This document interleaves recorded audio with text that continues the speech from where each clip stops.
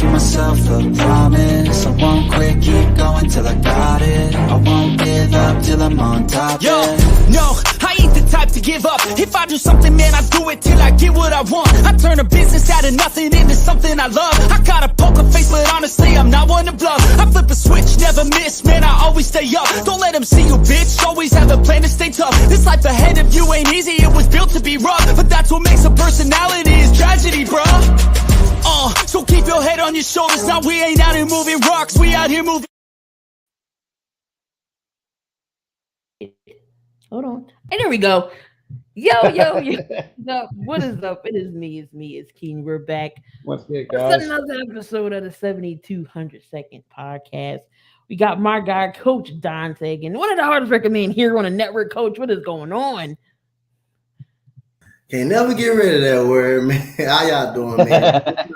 Fresh out of football practice, man. I'm ready, man, for some week 2 already, man. It was a tough week 1, but hey, I'm ready to get ready for week 2 and ready to talk about recaps in week 1. And we got my guy, Philly Talk Sports Podcast, Robert. What's going on, man? Not much. Just sitting here, just chilling out work. Ain't doing jack shit. So I mean, what better way to spend the rest of my time with you guys? No problem. That's always fun. What's going on, Big Simple? We got Cameron already in the building. Hold on, let me share some things out. It took me a long time. I couldn't find the damn intro, but that's what happens when you don't mark it.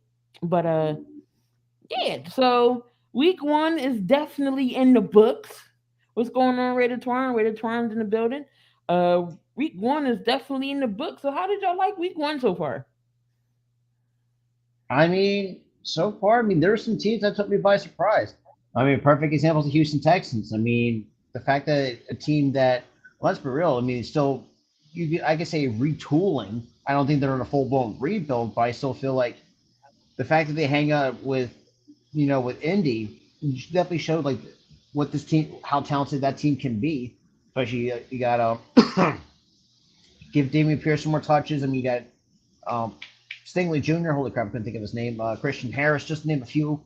Plus, we got Lovie Smith to help with the defensive end parts as well. So I mean, and plus, overall it was just really good. Just good week 1 games, more or less. I hate to say this, but it sucks to be a Dallas fan on week 1. I'll leave it at I'll leave it at that.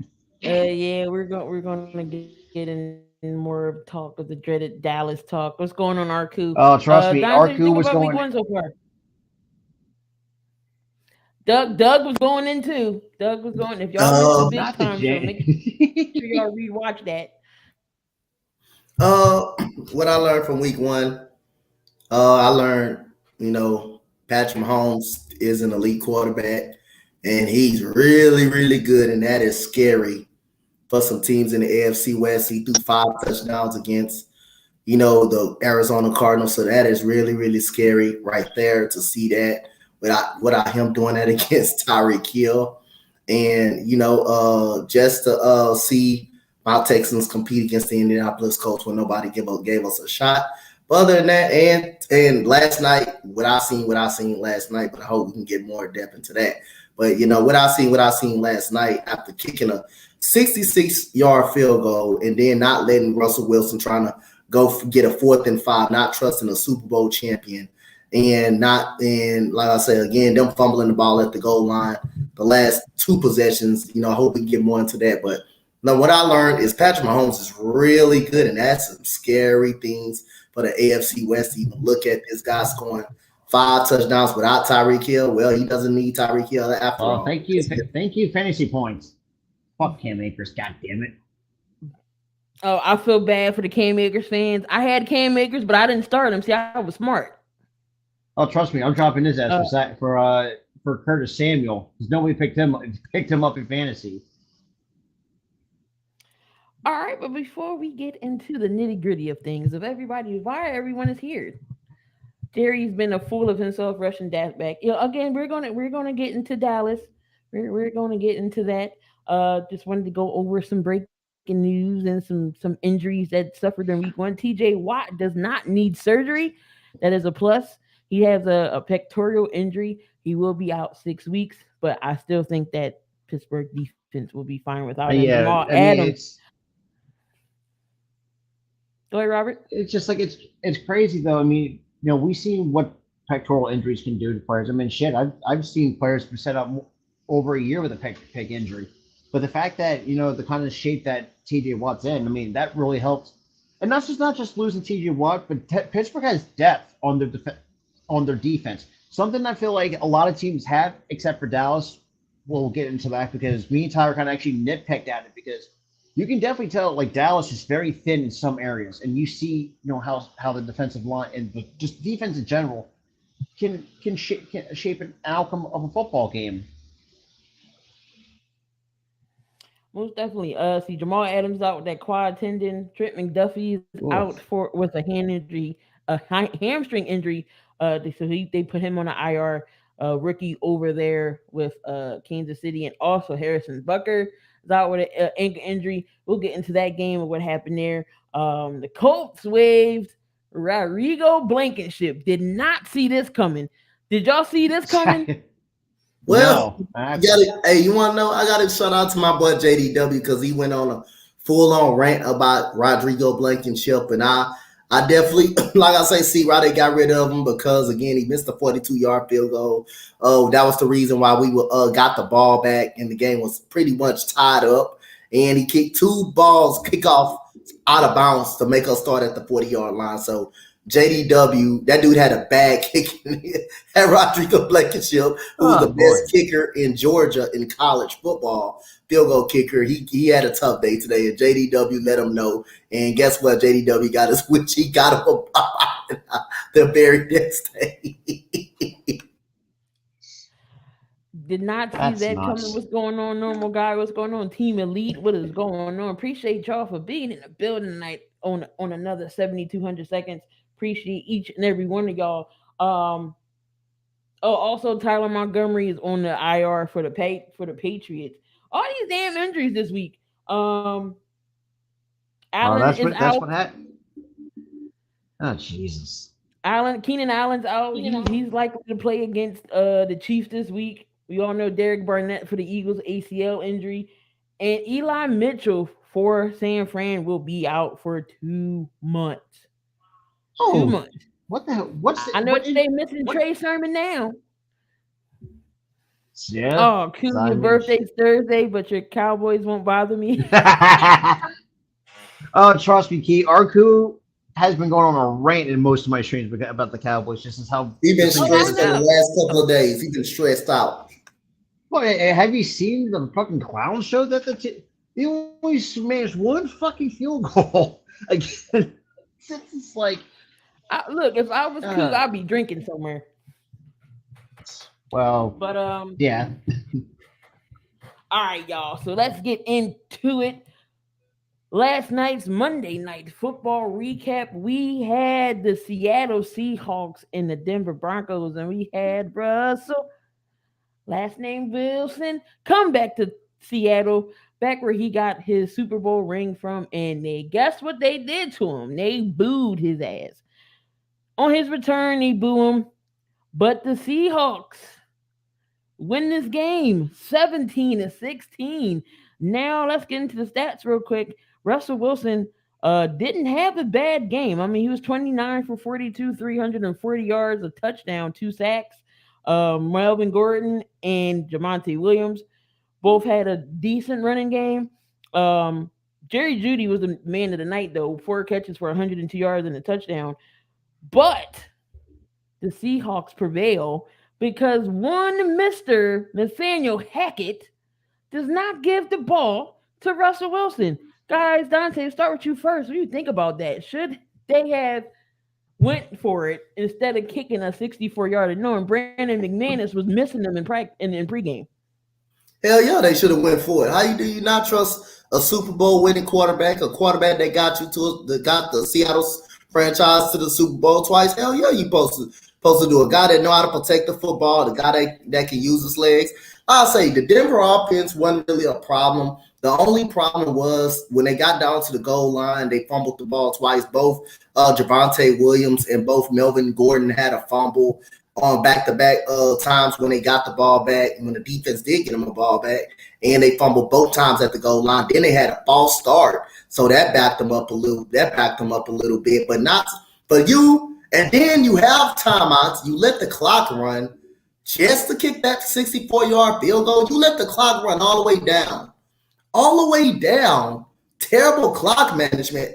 If you're gonna let the clock run all the way down like that, you gotta go for it. You gotta at least go for it. You got 3 timeouts and 2 timeouts in your back pocket. Why not spend one of them? But why let the time run down just to take the ball out of Russell Wilson's hand? His first goddamn game back in Seattle. This man has been clutched time after time after time again, and you don't trust a Super Bowl winning quarterback? That's not a good debut for Nathaniel Hackett. That is a bad look for a first-year head coach. And you got Russell Wilson on your team. You got Jared Judy, who's been good. You got Cortland Sutton, who you just fed the ball to in the second half. He did not have one catch in the first half. So you just fed him in the second half. The running game was really, really good, but I don't think in that spot you run the ball in that. It's a 4th and down 5. You put the ball in Russell Wilson's hand, you give him an opportunity, and you say go win the game. But don't kick a damn 64-yard field goal. Just because he made one 61-yard field goal throughout his career,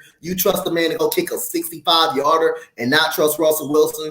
And that's just not a good look for Nathaniel Hackett. That is a terrible look for a first-year head coach. And that you got to be ashamed of yourself from not trusting Russell Wilson. And Patrick Surtain and DK Metcalf, that was a physical man battle yesterday. That was a good battle. And Tyree Woodley from Seattle, that guy's going to be good. And he made Cortland Sutton work for every catch he got last night. So, again, that was embarrassing. And that's extremely, like I say, that was a bad look for a first-year head coach. But, again, Denver did hurt themselves before that because they had 2 fumbles at the goal line and a false start. But Nathaniel Hackett, that is not a good look for the first-year head coach.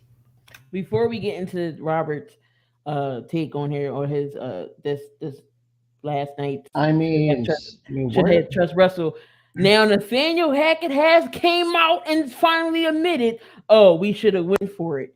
That's too late now. So what do you think about last night? Should they have trusted Russell Wilson? I would, because like Dante said, man, the fact that what Hackett has done is a lot of times that can get sometimes put some first-year head coaches on the hot seat because of that.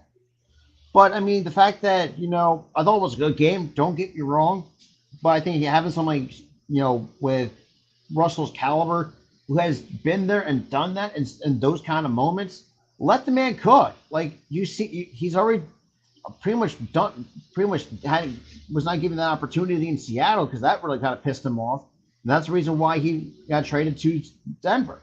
Now, the fact that you're going to, and this is where I'll all nitpick with some Seattle fans, the fact you're going to boo his ass because this man brought you a Super Bowl championship, and it's just it doesn't make sense to me. And I get it. Yes, it's an opponent, but dude pretty much gave all his heart and soul. But the dude just ran for his life the last couple of years in Seattle. Y'all didn't do nothing to show for Russell Wilson. That's the reason, and I feel that's another reason why he left because of that. And I was I don't understand why people hate Russell Wilson so much. He's a stand-up guy. You don't hear he's a drama-free quarterback and a person overall. You don't see him in the news at all about anything negative. Unless it's in an award show. That's the only exception. Oh, right, award show. He goes he does different charities. He still gives back to the Children's Hospital in Seattle. I mean, he's the Walter Payton Man of the Year award winner for a reason. So I just don't understand why they always hating on Russell Wilson. But Geno Smith surprisingly surprised us all. Geno was 23 of 28, 195 yards, 2 touchdowns. He looked pretty dang on good, and he actually spreaded the ball around. So, Dante, what do you think about Geno's performance? See, I told that goddamn ECG, my boy, shout out to my boy, that goddamn ECG, that Geno Smith will be the starting quarterback because of like I say, I thought it was fair. He beat Drew Lock. He was the better quarterback than Drew Lock this whole preseason. So, again, and he showed why. Because of the consistency. Geno Smith was more consistent in preseason than Drew Lock. But like I say, you got to give it to Geno Smith. He got out of a sack last night by Alex Singleton, who blew up, I believe, Travis Homer. He blew him up, and Geno Smith somehow got up out of that sack and threw the Will Dissly for the touchdown. Geno Smith looked good, man. He was down there flawless last night, and like I say, got the ball to DK Metcalf, got the ball to Tyler Lockett. Rashad Penny was excellent last night. Charles Cross was okay until the 2 sacks he gave up on Bradley Chubb. But other than that, he was fine. He was pretty good last night. I mean, Bradley Chubb is a great defensive end, so you're not going to keep that down for so long. But he did a pretty good job. And you also did have Abraham Lucas, who's solid as well. So the offensive line did some pretty good blocking, allowed Geno Smith to look through his progressions and throw the football pretty well. The running game helped them out. And this defense, let's give credit to this Seattle defense, from allowing 16 points. But other than that, they forced the 2 turnovers. And the 2 turnovers they forced was when Denver was at the goal line. They was able to punch the football out and create those turnovers. Tyree Woodley is going to be a good cornerback, man. Once he get into the speedy game and get to his second year, he's going to be fine. He was face to face with Courtland Sutton last night. He's got good speed. He's 6'4". He can run with any wide receiver in the league. He's going to be good. And Brooks, the linebacker, is a thumper, man. Just watch out for these guys. These guys are really, really active on Seattle. And Seattle, they're going to be a really better team than what everybody thinks this year. They're going to be a competitive NFC West team. So I'm happy for Geno Smith.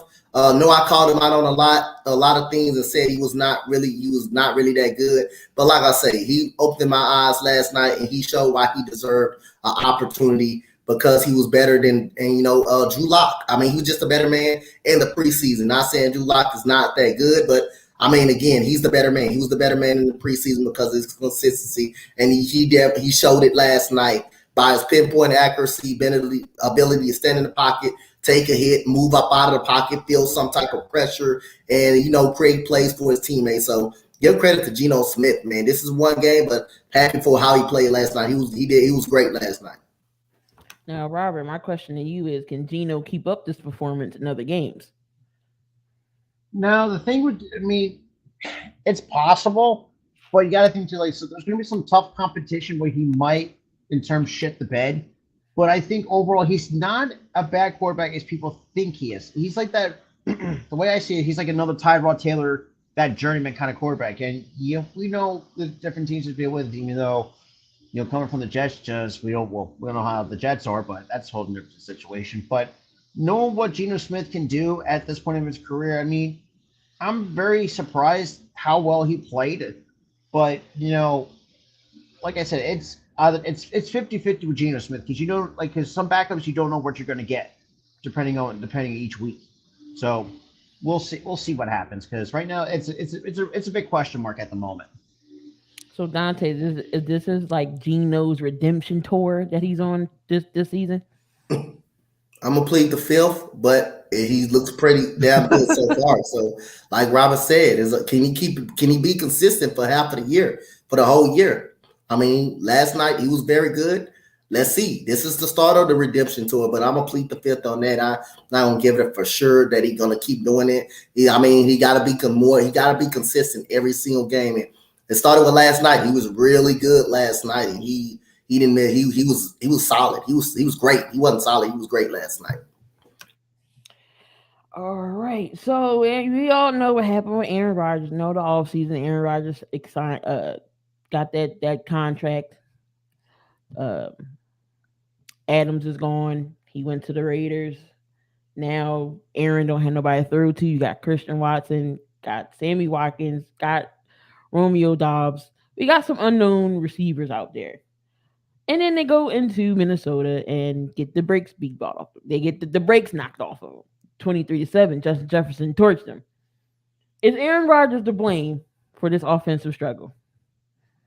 I would say no, because if you really think about it, because there were some passes, if you looked at it, Christian Watson wide open with the breadbasket and drops it. Like, that's an easy 6 points right on the board. But it's just like you said. I mean, and also depends on, and not just that. You got to think too, like, not having Devontae Adams is also hurting Green Bay a little bit too with that production, because Devontae Adams' production, it's hard to replicate because he's always been that number one guy in Green Bay. But I mean, Romeo Dobbs I think has potential. I mean, so does Christian Watson. But he's got to learn how to catch those deep balls from Aaron Rodgers because if he can't, then you probably would have to find a different profession because I guess professional football might not be the suitable career. But you got to think too, and not just that too. And Rodgers also is getting up there in age, so who knows if his play goes down a tad. But I don't know, man. It's I think it's multiple factors. I mean, losing Devontae Adams in the all season, and all that you could say a little bit quote unquote drama between and all that. But I say I don't think really Rodgers is that much to blame. But it's like everybody, the supporting cast around him. I feel like that it should get good portion of the blame.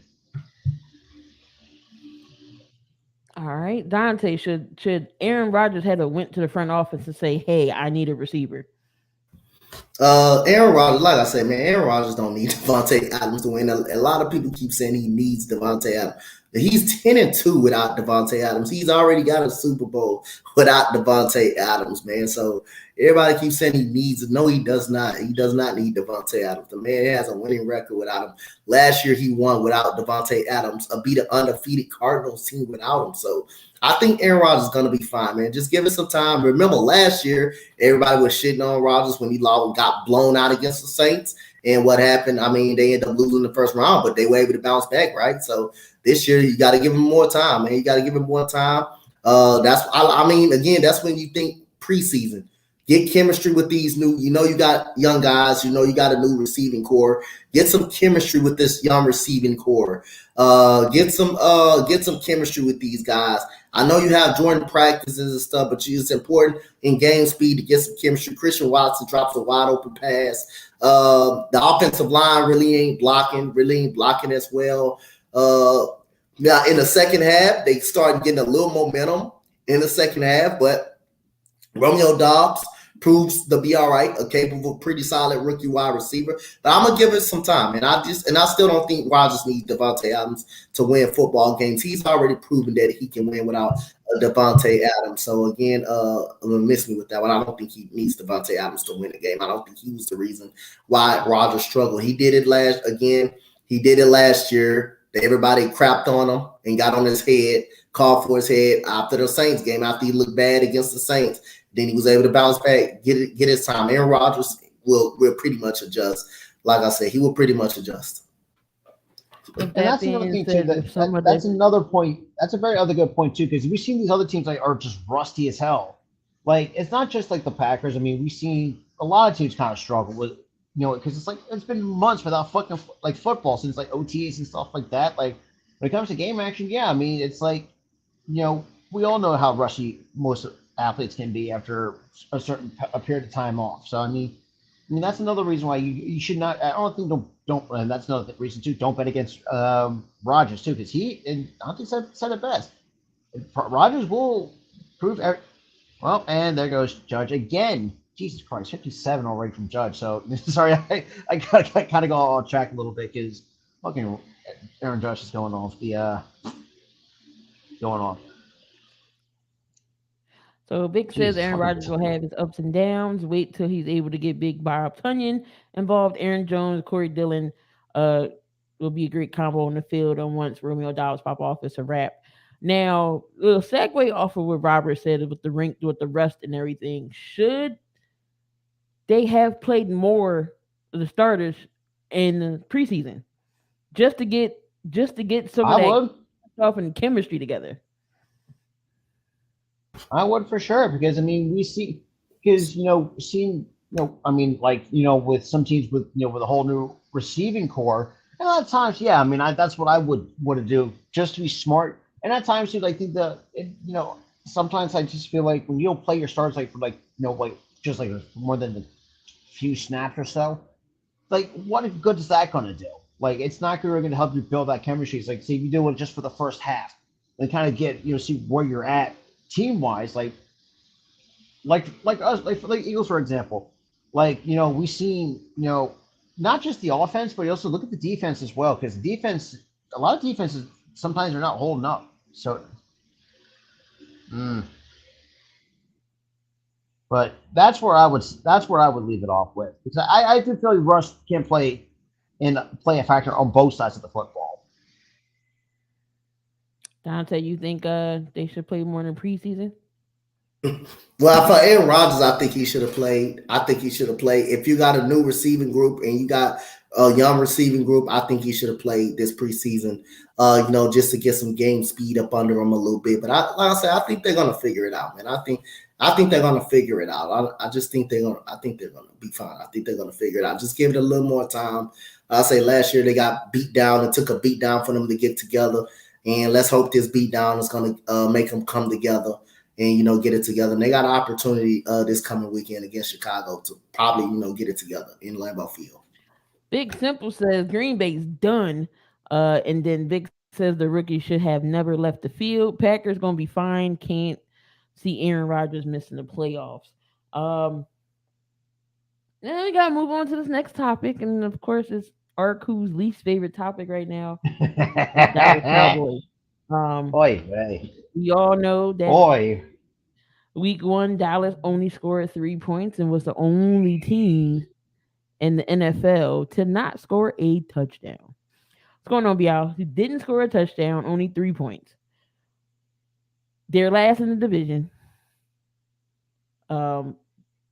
Besides besides the whole season, some say that the season was over before Dak got hurt. So my question to you guys is, should Dak go on the IR?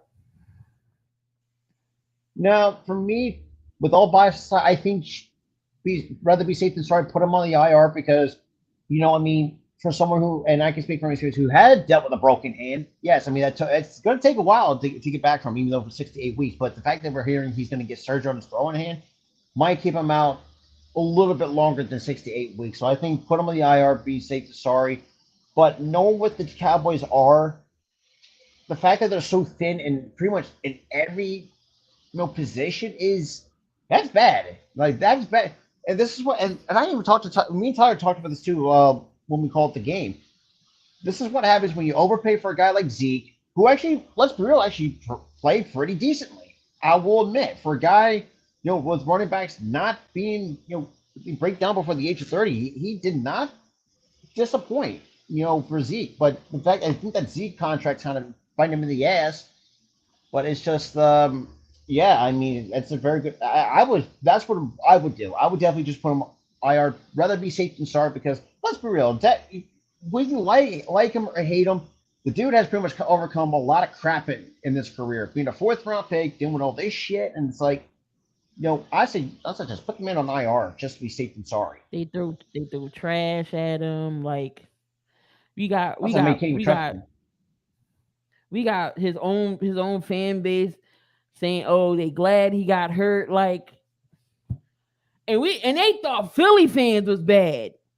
What? Like, yeah, that's always the biggest narrative over here.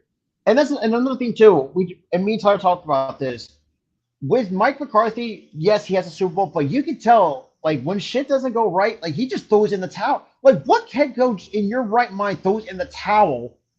Like when you're like just like I don't get it with coaches nowadays. Like, why do you throw in the goddamn towel like when shit's not going your way? You're the coach. You fix it. Like that's where me and Tyler kind of nitpicked. It's Cooper right Rush. It's Cooper Rush because Ben DiNucci's no longer there. Well, get this. Jerry already said that they're not putting Dak on IR. They're not going to get nobody. Stupid.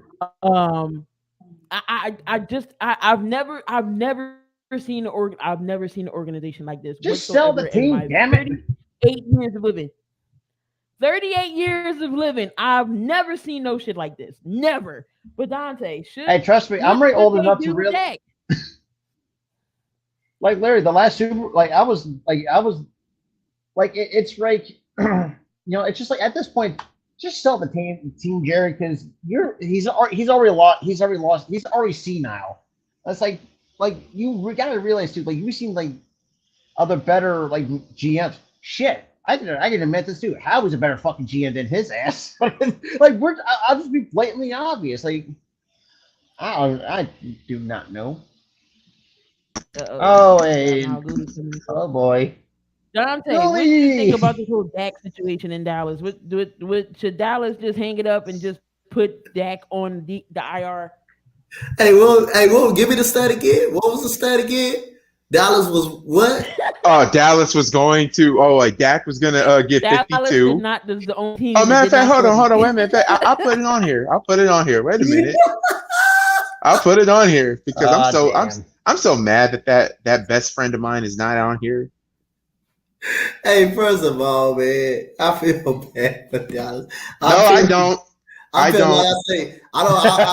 I'm not a big Dallas. I'm not. Everybody knows the one team I hate in the National Football League is the Dallas Cowboys, and I hate the Lakers. But like I say, it doesn't mean it doesn't mean I don't think they have a very good team. But this year, you don't have a very good team without that. You don't have the receiving core outside of CeeDee Lamb.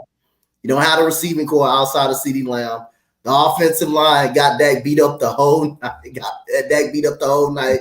Even when Dak was playing, he couldn't see very good because he was throwing the ball to the other team so much. The defense did well. That defense did pretty well, giving up 19 points. But that offense is bad. It's putrid. Bad. It's bad. Putrid. You want to know how I know that game was over?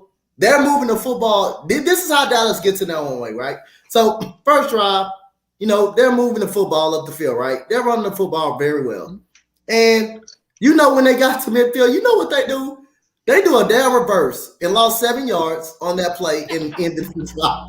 Something that don't talk about that Mike McCarthy. That's it. Mike McCarthy approved. Seal of approval.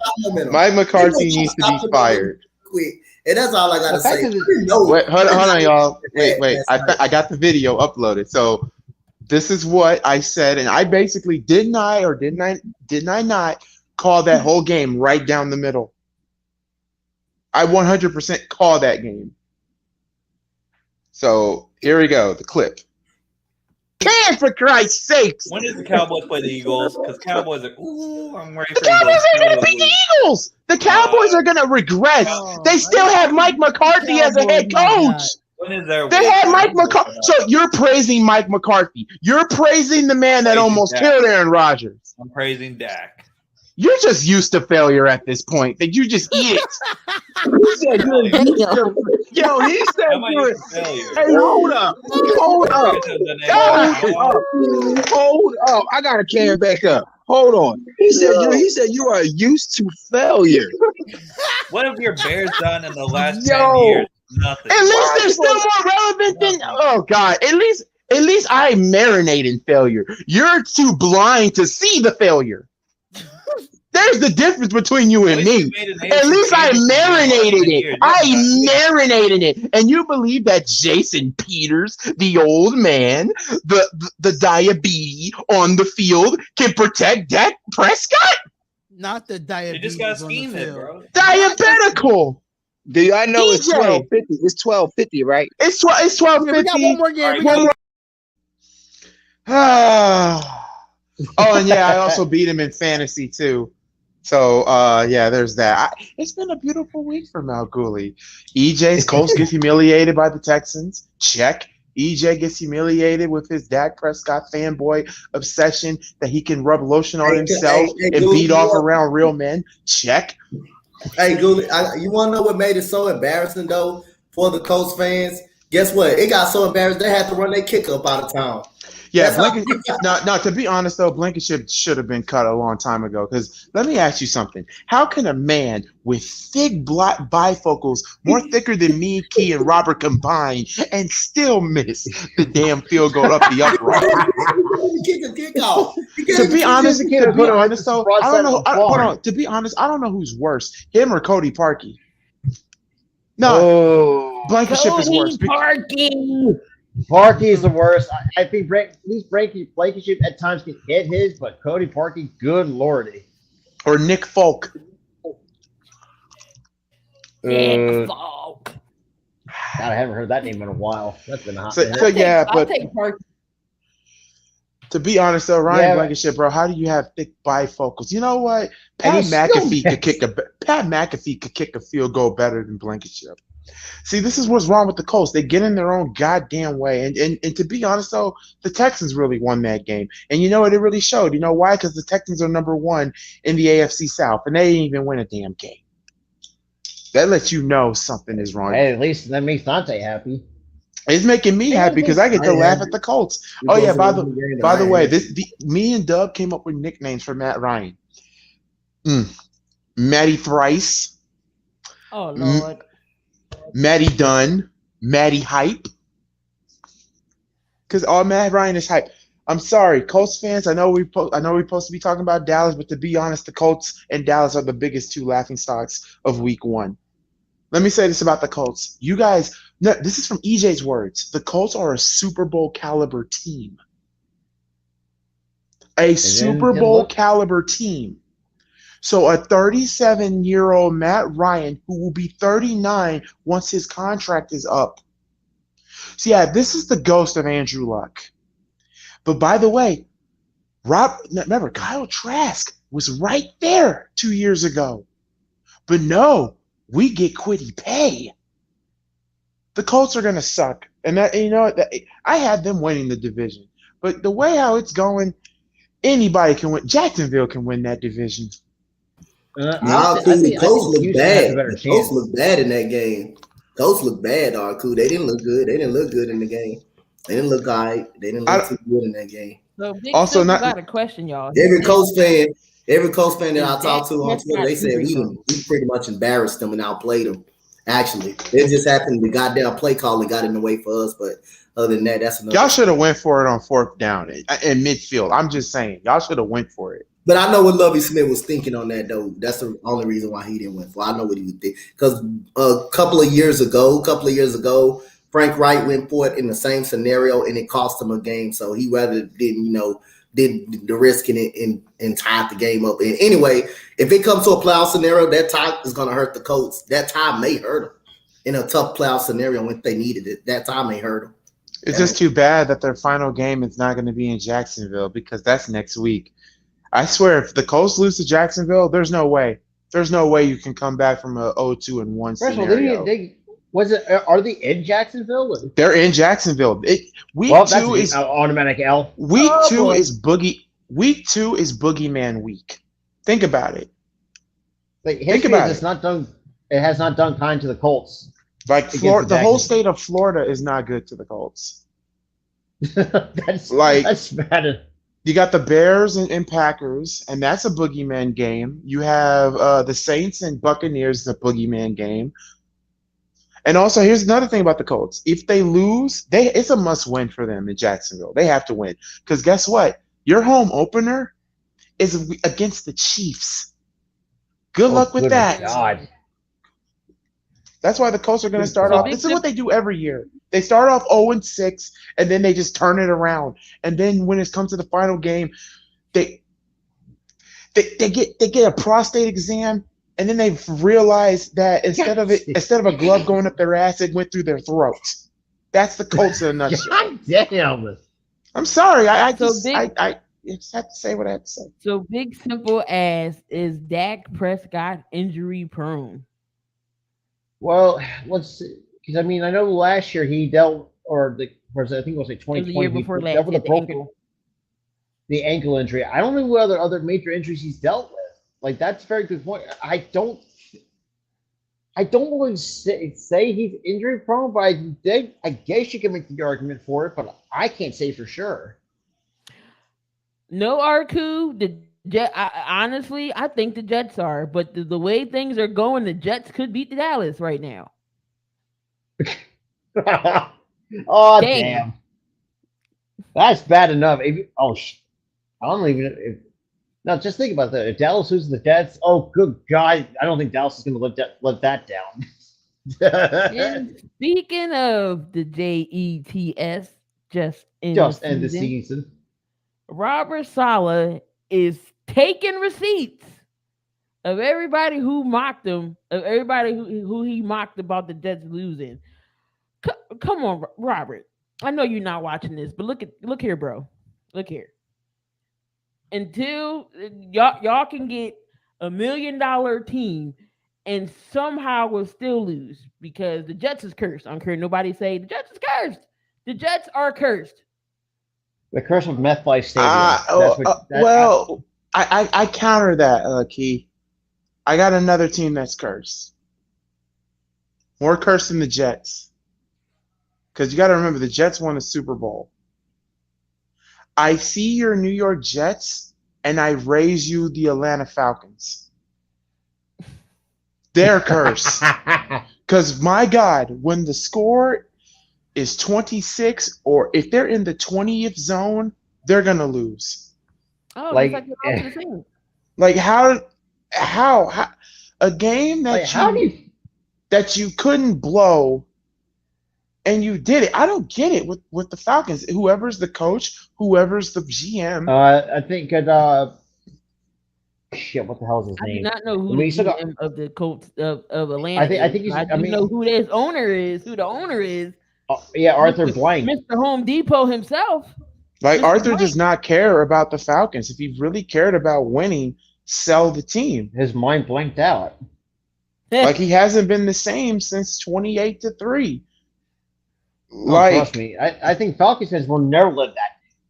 No, they'll never let that go. Like you've been to the Super Bowl twice in your team's existence, and you lost in humiliate. Well, with Denver was just a better team. They were more prepared. But with New England, though, you just choked because Kyle Shanahan is a very.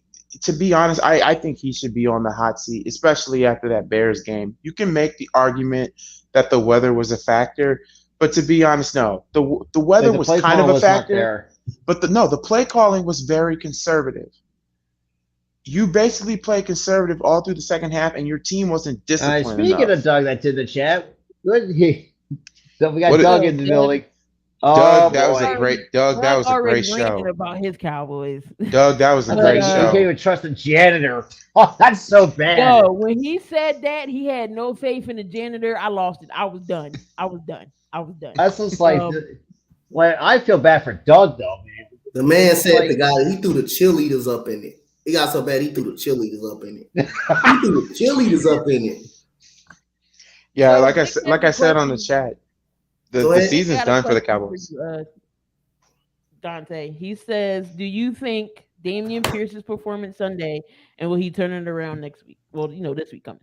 Well, you can expect to see that because Lovie Smith said he's going to get him more carries. He's going to get him more carries. So Lovie Smith came out and admitted that he should have got more carries.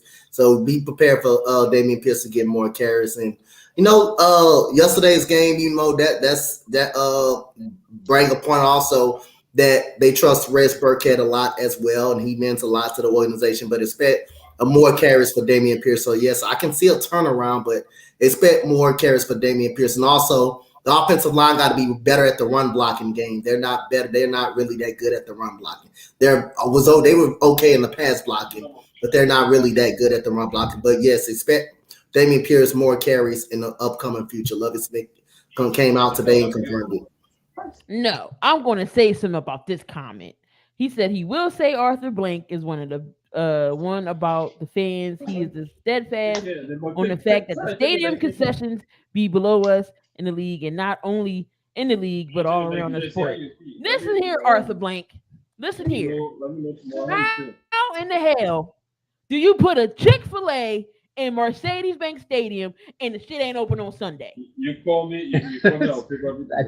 Come on. That's when you want Chick-fil-A on a Sunday, but preseason in college, you want to be open. No. Why you put a Chick-fil-A in the stadium knowing they ain't open on Sunday? Yeah, but anyway, what did Blasphemous Damon say? Can I answer this comment here? I don't think Trevor Lawrence is overrated because he played a very phenomenal game. Not phenomenal. He played an okay game. I think it was better than what it was under Urban Meyer. You definitely tell there's a lot. Yeah, very different in coaching. The problem is that he tried to play hero ball. That was the problem with Trevor Lawrence. He has to learn when to do check downs and stop trying to be the hero. Because if Trevor Lawrence didn't do that, they would have won that game. And also, I'm going to Oh say yeah. this too to also Colts fans. How the hell does Carson Wentz have a better game than Matty Ice? And also, here's another thing too, and this is also a fact. Every team, every one of our teams scored a touchdown in week 1 except for the Cowboys. Yeah, we said that. God. Dante fell out.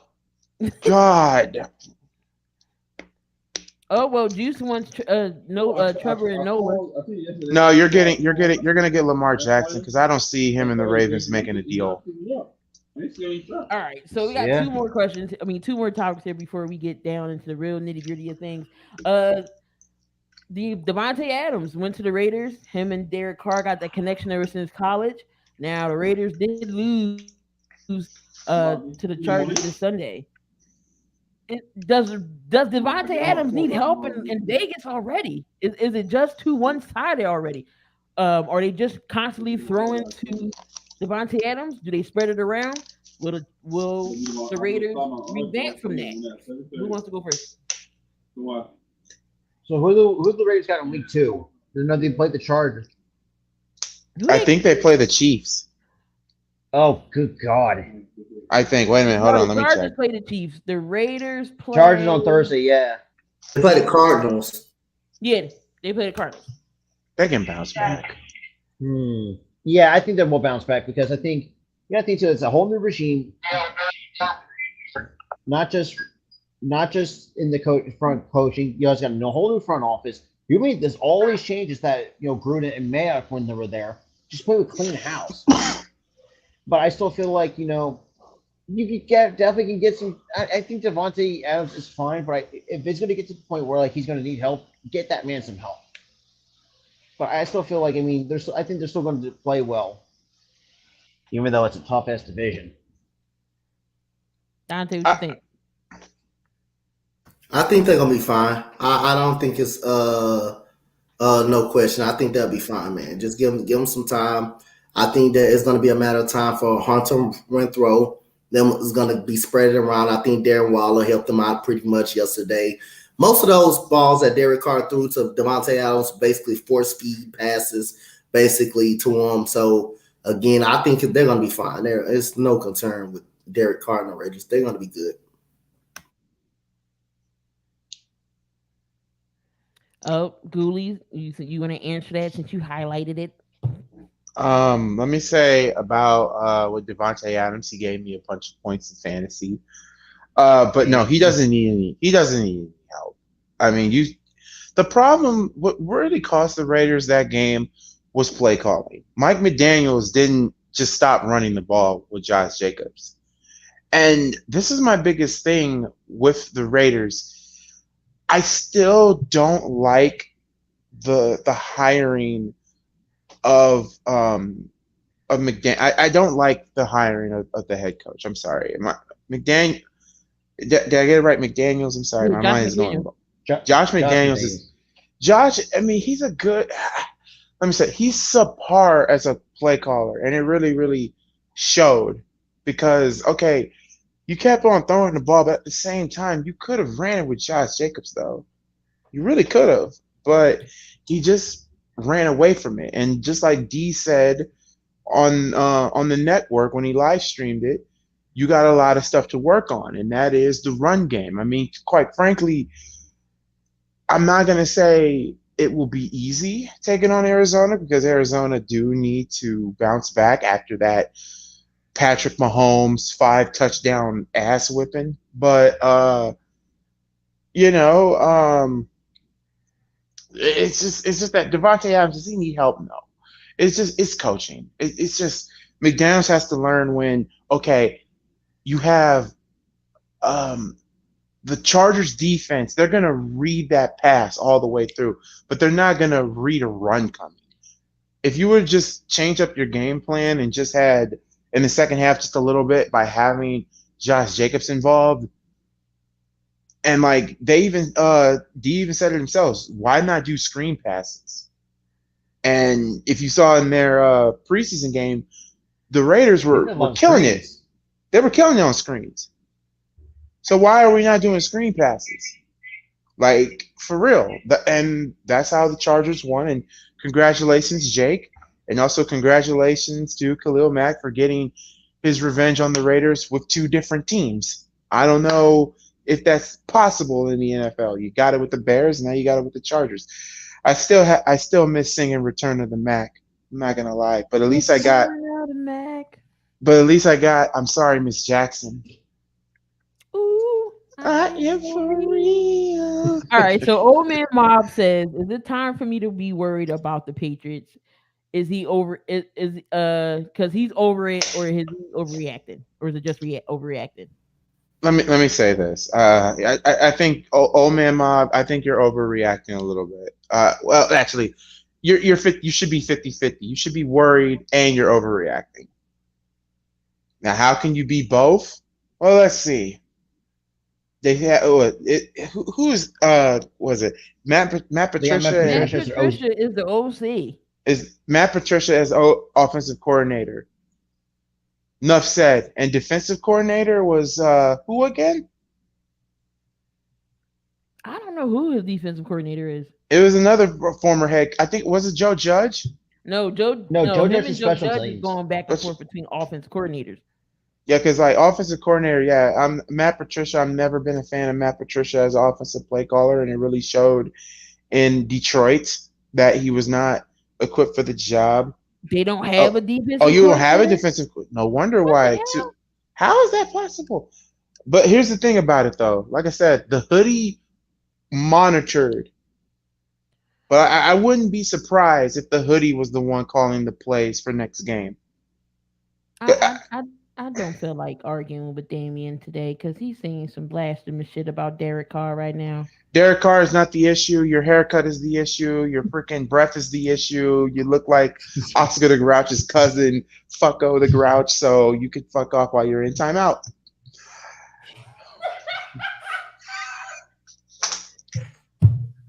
Look, man. Look, Damien. We just beat a Super Bowl caliber team. Just let everybody else have their moments. We're gonna lose to the Packers anyway, 23-10. So, shoot. Even Dub is saying that the Bears might win. Everybody at work, and even including you guys, say the Bears might have a chance. And I just want to look at y'all and just have 5 shots of tequila. He said Damien's the kind of guy that sniffs school bus seats. I'm done. And on that note, we cue the music. Or Goodwill Kids undies. Oh my gosh. And I want to say one thing to Damien, but I want to get this off. So, say Derek Carr wasn't an issue. He was an issue yesterday. He just wasn't the whole issue, but he was very much an issue yesterday. So, not going to make excuses on that. 3 times he force-feeded the ball to Vontae Adams, who he should have done, but he wasn't the whole issue, but he was a value issue yesterday. Sam Darnold, 235 yards, 16 of 27, and it took a long field goal to beat him. So not Sam Darnold, but Baker Mayfield, Damien. So come with the right facts if you're gonna just ask a question about the loss about Carolina. And yes, Sam Darnold is a piece of garbage. He's ass, and that's the reason why. I'm sorry. Darnold sees ghosts on the field. He should be a Ghostbuster. And it took a long field goal to beat him yesterday. And basically, Baker Mayfield brought the team back yesterday. So shut your pie hole and join the timeout. He said your pie hole. Yo, I haven't heard that in a while. Remember, so stay in timeout. That 70s show. Stay in timeout, you jabroni. Stay in timeout, jabroni. Oh, no, it was a yap. Shut your yap. What's a yap? Oh, Dennis the Menace. All right, so of course, we're 7200 is starting, where we're starting to do polls and different things like that. So of course, me and Coach Dante, I got to go back to our message and see what the stat was. I picked. We're trying to figure out who is offensive and defensive player for the week. I got to go back up in the messages. I should have written down. Okay, here you go. So Dante picked for his offensive player. He did receiver. He went with Justin Jefferson. And for defensive player, he went for Former Hill, you had 18 total tackles against that Houston game. And I went with Saquon Barkley. Do any of y'all disagree with any of that? I don't disagree because Justin Jefferson made, oh my God, he made Green Bay's life a living hell. And, oh God, now we have to deal with this crap. And JDW Sports Talking Show, what is up? I know you're happy. Boy, man, how you doing, JD? Hey, JD, I know he's happy. You recovered? You recovered, JD, man? I'm sorry, man. You recovered, man. You know Coach Dante here for you, man. You know Dante here. He's a Colts fan? Sunshine. My boy, that's my boy. That's my boy. Wait, Ari Sunshine was blocked? Yeah, I was like, who? Yeah. I did it. I did that. That was in my chat. Oh, okay. Oh, okay. Yes, Michael Thomas bitched the fact. No, here's the problem though. Like my biggest problem with that game was coaching for the Saints. But just like the Bears and just like the Giants, y'all made adjustments. But at the same time, this was the Falcons, you guys. I forgot it's fun. It's just funny because I was actually looking at a video. He had to move because he got a bunch of shit in his room, like the Legos and everything else. I was like, oh my God. He did all that.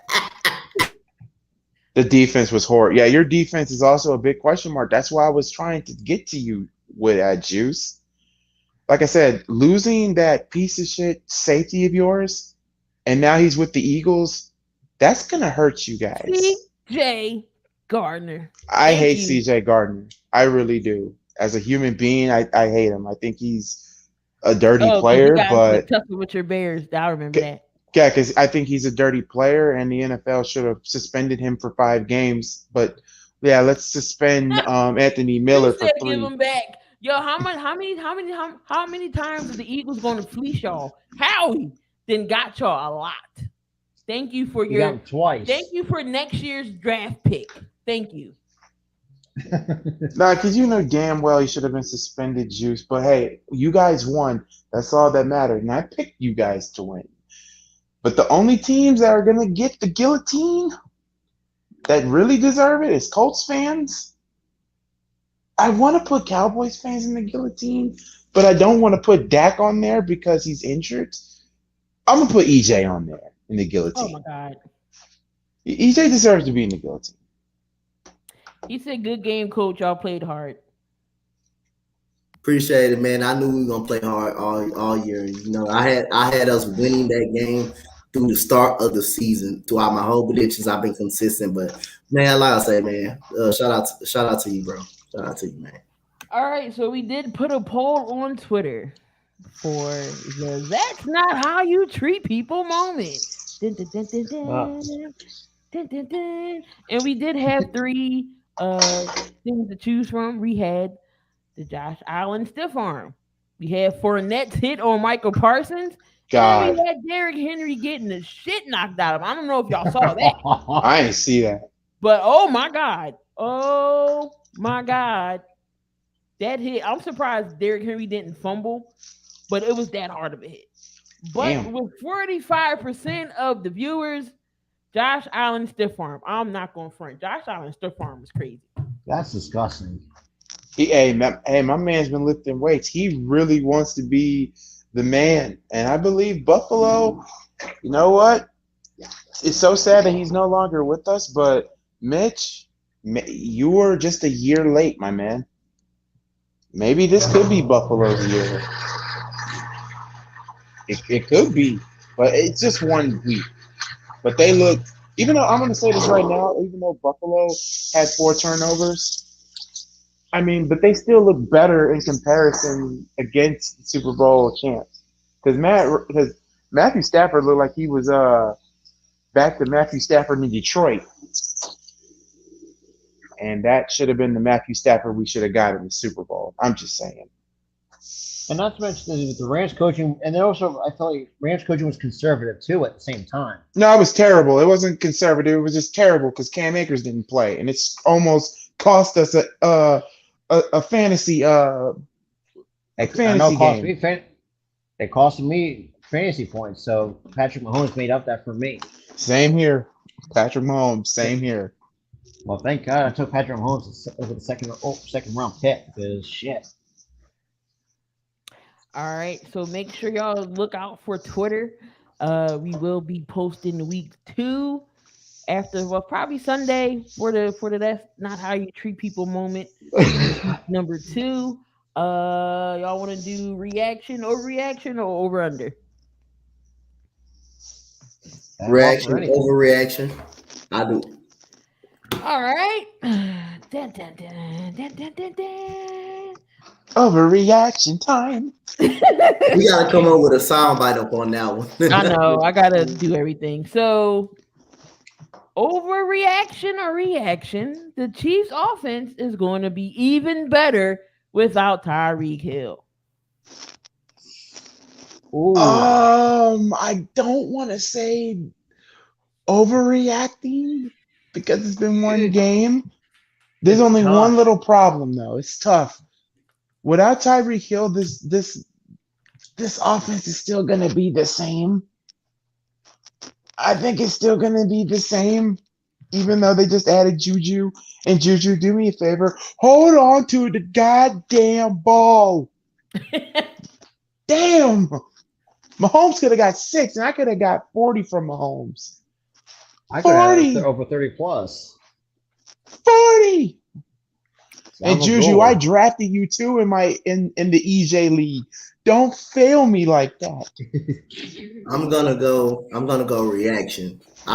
Long as you got Patrick Mahomes, I think that offense is gonna be all right. And he didn't look like he need Tyreek Hill on Sunday the way he looked against the Cardinals. I know it was against the Cardinals, but damn, he threw 5 touchdowns in his debut. Now I gotta go reaction on that. As long as you got, I believe, like I say, as long as you got that quarterback in this league, man.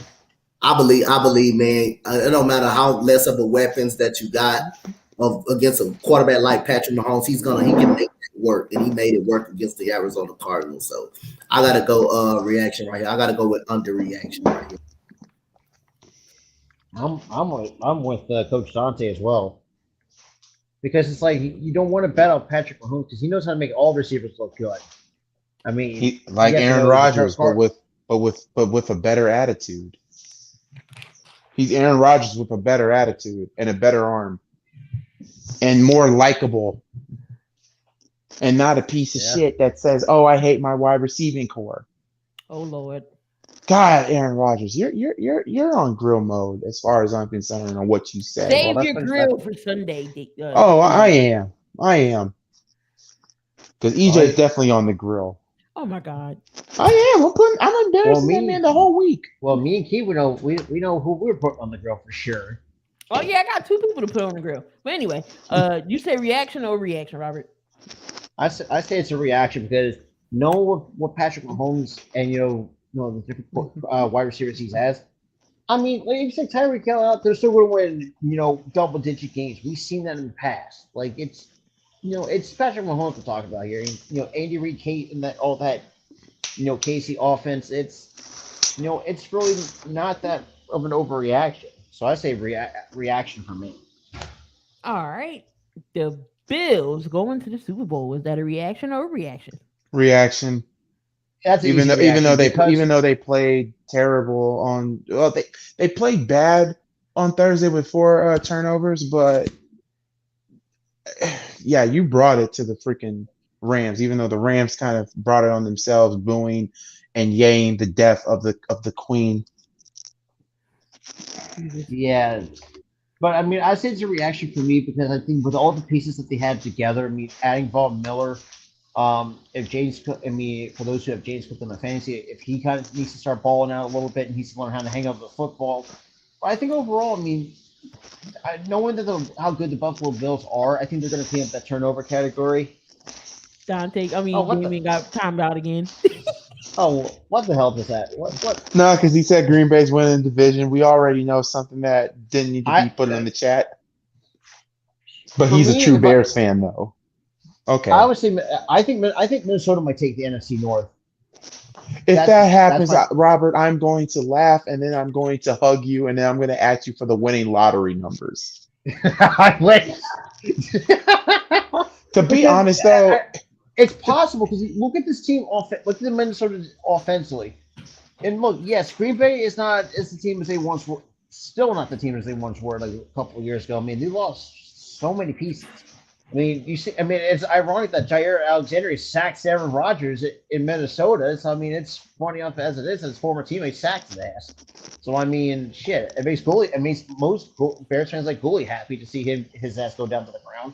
yeah, but at the same time, I thought he was hurt when he collided with his player, helmet to helmet, and then Oh landed yeah. awkwardly on his back. I was like, oh my God, like I don't want him to get hurt because concussions is nothing to joke around. But at the same No. time, the only thing I would say, if let me say this, like with 2018, I didn't feel bad for Rodgers. I mean, granted, when he was hurt, I mean, I understood the Packers season was over. Yeah, you'll get him back next year. But after 2018, his attitude done changed. His attitude done changed. And let me say this. Oh my God. I'm not trying to be that guy because I hate injuries in NFL. They're sobering. But there's a thing called what goes around comes around. I believe in that. So somewhere down the road in one game, Rodgers, like it probably could have been this season with that last hit that he had, and that would have almost did with his.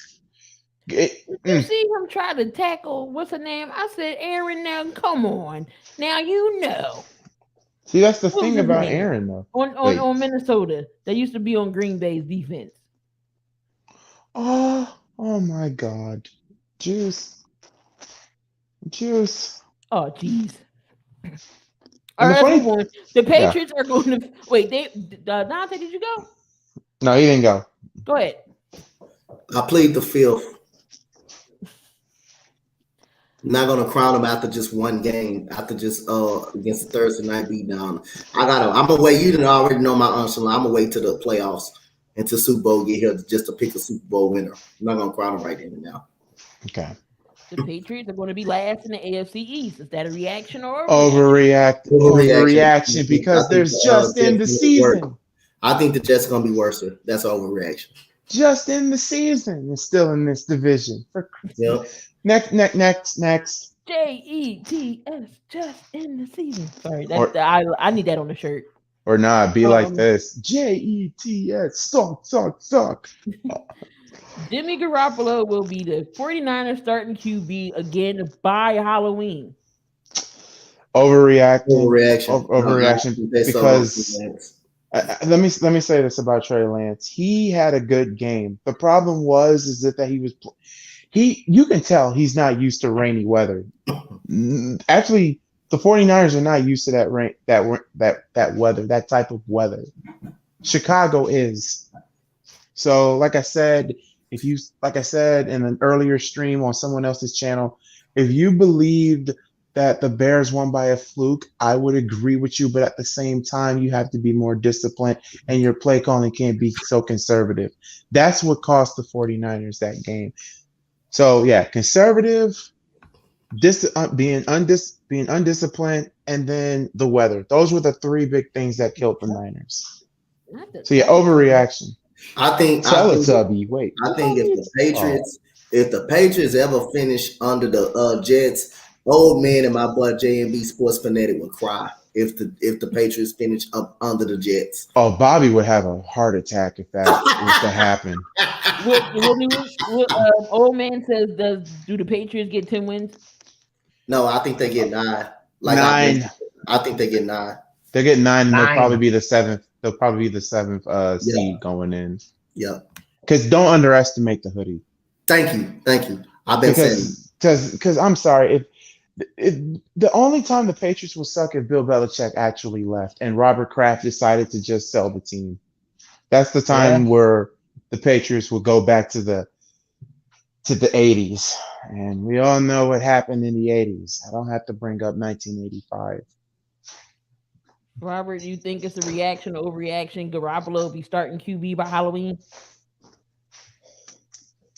I would say reaction if I feel it's kind of a mix depending on who you're asking. I feel like for me, if Trey Lance doesn't do or be consistent, then I think that's a reaction. I think Garoppolo will take over because let's be real. Garoppolo has been so much consistent for them. Even though I still feel like Trey Lance isn't ready just yet. He said, "I gotta put him in the mental hospital if they behind the Jets." Oh. And last one, Mike McCarthy will be the first head coach fired this season. Reaction. Across the board. Reaction. Let me say this about Mike McCarthy. Mike McCarthy only got that job because of his resume, because of 2011. Prove me wrong. And I was about to say the exact same thing too. Because Scooter Magruder said, like this in his Eagles and his Eagles and Cowboy therapy session like this. Jerry Jones is gonna die soon. Wow, and he won't win another Super Bowl when he dies either. Wow. Jerry Jones realized that his way is not 1994 anymore. Yeah. The Cowboys will never go anywhere. Stuck in their ways. That's not going to change. He's the Vince McMahon of the NFL world. Jerry Jones is in money. Here's the thing about Jerry Jones too, about the Cowboys in general, and I said this on Doug's stream last night. The Cowboys have to rebuild. I'm sorry, I would trade Dak Prescott for a 3rd or 4th round pick. Because back to that one question, is Dak injury prone? I believe he is. And it's only because of the offensive line. Have you really given Dak any of the help that he so desires? Yes, you've given him weapons. Yes, you've given him running backs. But the O-line has not been great. But the O-line has not been great since – what was the one year when they were 13-3 and then they lost to Green Bay? They had Frederick and Martin and yeah. I think that was like last year. No, it was the 13-3 season. The 13-3 season. They haven't been the same since then. If they would have kept that offensive line and just been, with all these other moves, the Cowboys, I hate to say this, they probably would have been a Super Bowl caliber team. They probably could have won the Super Bowl. And hey, we could see Stephen A. Smith for the douchebag he is cleaning Michael Irvin's house. But and those things about the suit. They lost Cedric Wilson. They lost Randy Gregory. Not in that entire debacle. Because the Cowboys thought he signed it, but he pulls an M. Night Shyamalan plot twist. Like, no, I'm going to fucking Denver. So see you asses later. And here's another thing too. Like remember when he said DQ? Oh, speaking of calling another Cowboys fan in here. What up, Cowboys? I was about to say it's not that. This is what makes me hate Dallas. I'm not saying it's all of the fans. I'm not saying it's the true fans who knows what they're talking about. It's the fans that are delusional that makes me hate Dallas. I don't wish back to the 90s. I don't wish no injuries, nothing bad on anybody. And I want Dak to have a speedy recovery. It's the fans that irk my soul so bad that the fact you throw trash at your franchise QB. Now, I will say this too. Don't be surprised if Dak wants out of Dallas, because if that's the case, shit. He said I hate Dallas right now. Like it y'all can be like, oh, 2-14. Oh, we're gonna win the Super Bowl. Who the hell is winning the Super Bowl at 2-14? Nobody can. You'll be on, and I think Google actually kicked himself out. My bad. I hit the wrong button. I was talking to my girlfriend as well because she, trying to had to handle some personal business. It's a lot of Philly. It's a lot of Dallas fans in Philadelphia, which is absurd to me. And the front office haven't done. That was Goy's point. What was my point? About you say about the front office. The front office has just not done nothing for Dak Prescott. They haven't done anything for Dak, and that's why the Cowboys will never succeed. People are stuck in their ways. It's not even that. They're not changing nothing. And also, I'm going to say this right now. You know what? I'd rather have Jason Garrett as the head coach than Mike McCarthy. Oh, you want the clapper back? Shoot, you know, I'd rather take Greg Williams being the head coach for the Cowboys than Mike McCarthy. Anybody, fuck, I'll take Urban Meyer than over Mike McCarthy. Yep, I said it. I said Urban Meyer. I would even take Bobby Petrino. God. Which is crazy enough because Dallas didn't have a solid head coaches since Landry, Jimmy Johnson, shit. Bill Parcells was actually pretty good for the Cowboys back then. A lot of people don't realize how good of a coach he was for Dallas back then. But I mean, if I'm Dak, now my question is if you're Dak, would you want to ask out of Dallas because if the front office is not helping you? Honestly, he's not gonna. He should, but he won't because if you're getting paid 164 million over what was it? What's the contract? 164 or 180? I could be wrong. Is it? I know it's around that range. Yeah, somewhere in that range. But he didn't hit the 200 mark. Okay. Cowboys should hire John Fox. John Fox would make a better coach than freaking McCarthy. McCarthy is just Dante can coach the damn Cowboys. What? I miss their organization. I take their organization on purpose, dude, because I don't like them at all. So I take their organization on purpose. If I was to own the Cowboys, first things first, I'm trading Zeke. You know where I'm gonna trade Zeke to? I'm trading the whole everybody up. I'm trading Zeke. I'm trading Zeke to. He's gonna get out of that contract. You know who I'm trading Zeke to? Eagles fans are gonna hate me, but yeah, I'm trading Zeke to the Eagles for Miles Sanders. Absolutely not. Hey, he'll take it. Howie will take it. He'll take it. No, I think Howie's too smart enough to realize hey. If I coach them and be the GM of them, Keith Coles, Cowboy, my boy Coles, and my boy Cool, they gonna hate me. They ain't gonna like me. So they ain't gonna never get a chance with me. They gonna be like, can we have Jerry back, please? No, they gonna hate me. Man, I respect Coles though. That's my boy. Coles and Cool, they're my guys, but I said this too one time. Everyone calling the games. It's the only way that I said Jones should just. I know at this point it feels like the Cowboys fans are waiting for Jerry Jones to say, "Hey, you'll be the same boat as the Bears and made the McCaskey. So just let them kick the bucket and just let somebody else take over." I know it's horrible to say that. The upper room. Would you? All right, let's get it over under because we got it. So over under. So Cooper Rush will get the start. The Bengals defense will sack him 4 times. Is that over or under? That's over. I say over. That's I'm gonna say that's over. I say they get at least 5. They're gonna kill him. They're gonna eat him. They're gonna eat him. They're gonna kill him. No, you want to know what they're gonna do? Yeah, even Cowboys fans even hate Steven Jones too.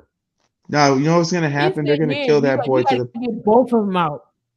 You know what might happen? They might, even though Nathan Peterman plays for the Bears now, they might ask for a trade for Nathan Peterman to be the coach, to be the quarterback for the Cowboys.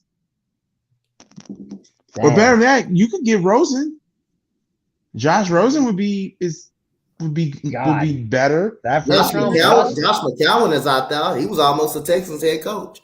Josh McCown out there. He can be a quarterback's coach. I miss Josh. I miss Josh McCown. I miss Josh. I mean, look, Gooley had him. Shit, we had him. He almost won the damn playoff game on one leg. Yes, on a torn hamstring.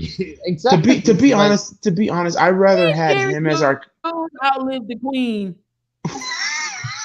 And Betty White. God damn it.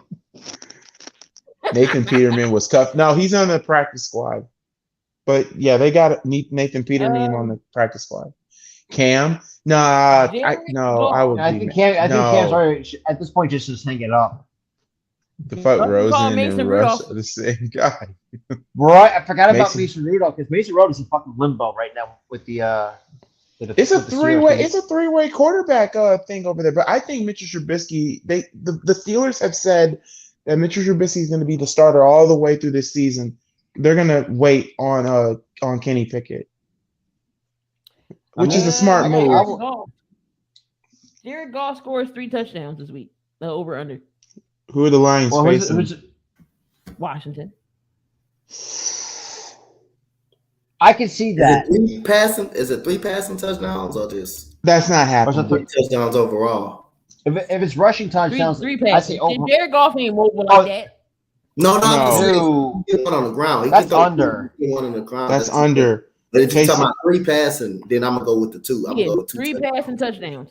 No, he's getting you get 1. 1 or 2. No, he's just getting straight up 1. Chase Young is not going to and that defense. Isn't Chase on the pup list? For a while. Who? Chase? He's on the pup list. Yeah, Chase Young's out on the pup list. They still got a good defensive line. They still can be. Yeah, they still got a good D line. And Damian said over. My God. No, I got under. I'm gonna go 2. I'm gonna go under. I say. Wait, Jerry Jones needs to put his ego aside and call up Cap. That's not gonna happen. Now that's Cap. That ain't gonna happen. You see what I did there? Dalvin Cook rushes for 150 yards. Who they face? Philadelphia. Nah, I don't think that ain't happening. I'm gonna go under. I'm gonna say under. I'm gonna go with 100 yards, just 100 yards, but I don't think he gets 150. I'm saying 75. Yeah, I'm gonna go with 100 though for him. But I don't think he gets the full 150. If he gets 150, they win the game. They may win the game. And over under, the Jets score 10 points, and they play Cleveland. Where the Jets playing? In Cleveland? No, I think they score. That can happen. That can happen. That's gonna happen. Actually, no, that's not gonna happen because that Cleveland's defense is too good for that. It's too good for that.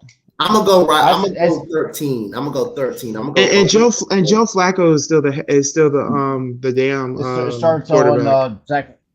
And I will say, and I'll agree with this goalie too. Like, at least do something. Like, I don't know. And don't they also got Taylor Heineke? So why are you not? No, Washington does. Okay, so wait, they have another backup quarterback that they can use. Crap. White. Yeah, Mike White. Yeah, why not start Mike White? I don't get it with Jets front office. I mean, can the Jets just sell the team? Can the Mara family just say the N word and keep it moving? God, dude. But I would say this. I mean, shit. And I'm agreeing with Google too. Like, why fucking L for the Cleveland Browns? Like, that's always the biggest nitpicks. Like, why Brownie the Elf? It's like, oh, he's sponsored by cookies now. Can I say this too, Brownie the Elf? I'm sorry. Why was it not? And also, this is not a knock at Tyler, but seriously, it should have been a dog. Scrappy Doo would have been more of a best mascot than the fucking elf. I'm sorry, isn't it? It should be a dog. It should have been a dog. Cleveland they have a whole group called the Dog Pound for a reason. Thank you. Why not a dog? Why is it a freaking elf? Bro, it looks like Lucky's cousin, Unlucky Leprechaun. That's in the freaking bro. All right, so let's get into the real nitty gritty of why everybody's here. We got week 2 pick predictions here. Give me a second because I'm actually gonna go off of my pick'ems, and y'all are gonna be shocked as shit at me. Again, y'all gonna be shocked today and on Sunday because I'm still keeping these same picks. Sunday it could change, but as of right now, they as follows. So we got the Thursday night game. We got the Los Angeles Chargers against the Kansas City Chiefs. Dante, who you taking? Damn, this is a tough game, man. I'm tired of picking the Chargers time and time after. I took the Chiefs. I'm sorry. I can't trust the Chargers defense. They have a big win. I'm gonna take the Chiefs. I just don't. I know the Chargers are at home, but every time it comes down to a big time situation, it's just the Chargers don't bring it out for me. I'm just gotta go with the Chiefs, man. Not at the moment. If the Chargers want to show me that they're gonna be for real, they gotta show me that they can beat the Chiefs. They gotta show me they can beat the Chiefs in Los Angeles. But I'm taking the Chiefs in this game. Dooley? I had to literally check my ESPN pick'em, and I originally picked the Chargers, but I'm a little bit 50-50 with this game. I kind of trust the Chargers defense, but until you realize that they're hurt on corner is a big hit for them. And Mahomes is coming off a 5-touchdown game. God, as much I hate going against Khalil Mack. I really hate it. But I gotta go Kansas City. But it's going to be a close game. It is going to be close. I know that for a fact because these up, are high normal scoring guy? offenses. I'm gonna go with the Chargers here. Oh damn! I'm not mad at it. Lightning? But like I said, I might change my I mean, pick. they're two good teams, so I'm not mad if anyone picked the Chargers. Like We got the yeah. JETS just in the season against the Cleveland Browns. I think Browns. it's across the board here. That Browns. Move on. Browns. Next game. We got the The Washington Browns- Commanders against the Detroit Lions. You know what's gonna shock y'all? I'm going with Detroit. So I'm taking Detroit. Detroit. I'm sorry. I mean, I like what Washington brings because I mean, Jahan Dotson. I like what that kid brings. I like Terry McLaurin, but knowing Carson Wentz and me and Keen know this better than anybody. He has a tendency to play hero ball, and that bites him in the ass. And we've seen it against when he was with Indy against Jacksonville. Completely shits the bed. Trying to play hero ball. Like who's to say he can't do the same? And we know what. Tell y'all how close it is on the ESPN predictor. 52% for Washington, 48% for Detroit. Oh. I'm going for the Lions here. Probably the best 3 and 14 team we see. The best 3 and 14 team I've ever seen in my life. We got the Tampa Bay Bucks going up against the Saints. Boogeyman. I'm taking the Tampa Bay Buccaneers. I'm going with Tampa Bay myself because it's Tom Brady we're talking about here. It's not even because of Tom Brady. It's just the fact that this defense from the Saints was very questionable because the fact that you gave up 26 points is still incredible. And I still believe that Jameis Winston is not that guy. I'm sorry, Juice. He's not that guy. We fleeced him for Gardner Johnson too. So I mean, shit, they don't even have him. Like who knows? Like it was bad enough that the defense actually had a hard time stopping the Atlanta Falcons. That actually tell you how bad. Like you can't even stop one of the bad teams in the NFL. In the Atlanta Falcons, if you can't stop them, then you got some huge problems. Dante, who you got? I'm going for the Saints in this game. They know how to beat them in the regular season. Trust me, the Saints know how to beat Tampa Bay in the regular season. They're not going to do it when it matters, but they got the Tampa Bay Buccaneers number in the regular season. So, and like I say, I believe the Saints defense is going to be better. They're going to be fine. They're going to be better. I'm not so concerned about them getting points put on them against Atlanta. I think they're going to make the adjustments. So I'm going to take the Saints. They have their Tampa Bay number in the regular season, but when they get to the postseason, I think Tom Brady will beat them. I think Tom Brady is going to figure out. So I'm going to take the Saints in this one. We got the Carolina Panthers against the 1-0 New York Giants. Now, 57% picked the Carolina Panthers, and then 43% picked the Giants. I'm going Panthers here. I'm taking Panthers. I mean, and I get it. Yes, they're coming off a close loss against Cleveland. I think we've seen, and Baker Mayfield is good enough to help get some of these guys over. I mean, shit. I mean, you can't deny the fact he throws a bomb to Robbie Anderson for 75 yards. It's like, I still feel like, I mean, knowing the Giants, I mean, it's hard to trust the Giants because, like, you don't know what you're going to get, especially with Daniel Jones. So, been one of the most, I think, inconsistent quarterbacks for the last. That's the reason why I have them losing because I think Daniel Jones only played. Because every other aspect, I mean, shit. I mean, defensively, they look good defensively. Don't get me wrong. But yeah, I mean, it comes down to Daniel Jones. Because isn't the Carolina home against the Giants? No, the Giants are at home. Oh God, that fucking says, jeez. I think Carolina.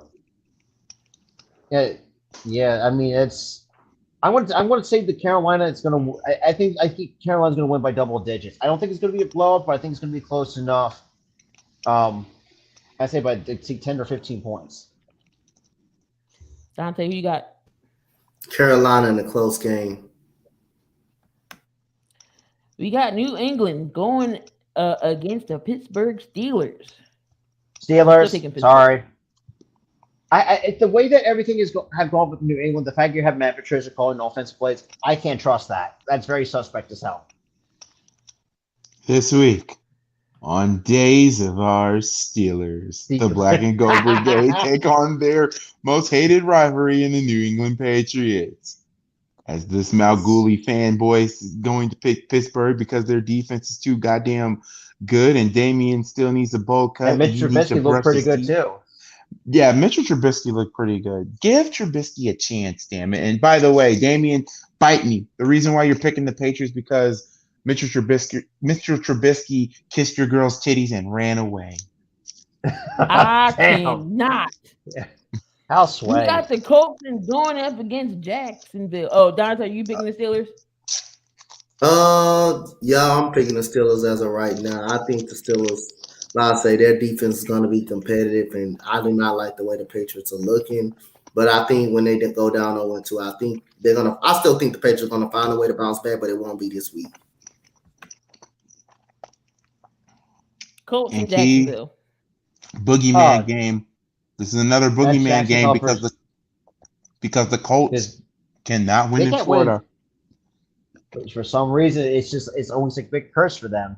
So I want to go with Jacksonville. Even though Jacksonville, with all the changes that they've made, they can be very competitive in that division. Don't get me wrong. They almost beat Washington. If the Colts lose to Jacksonville, they're done. Season's over.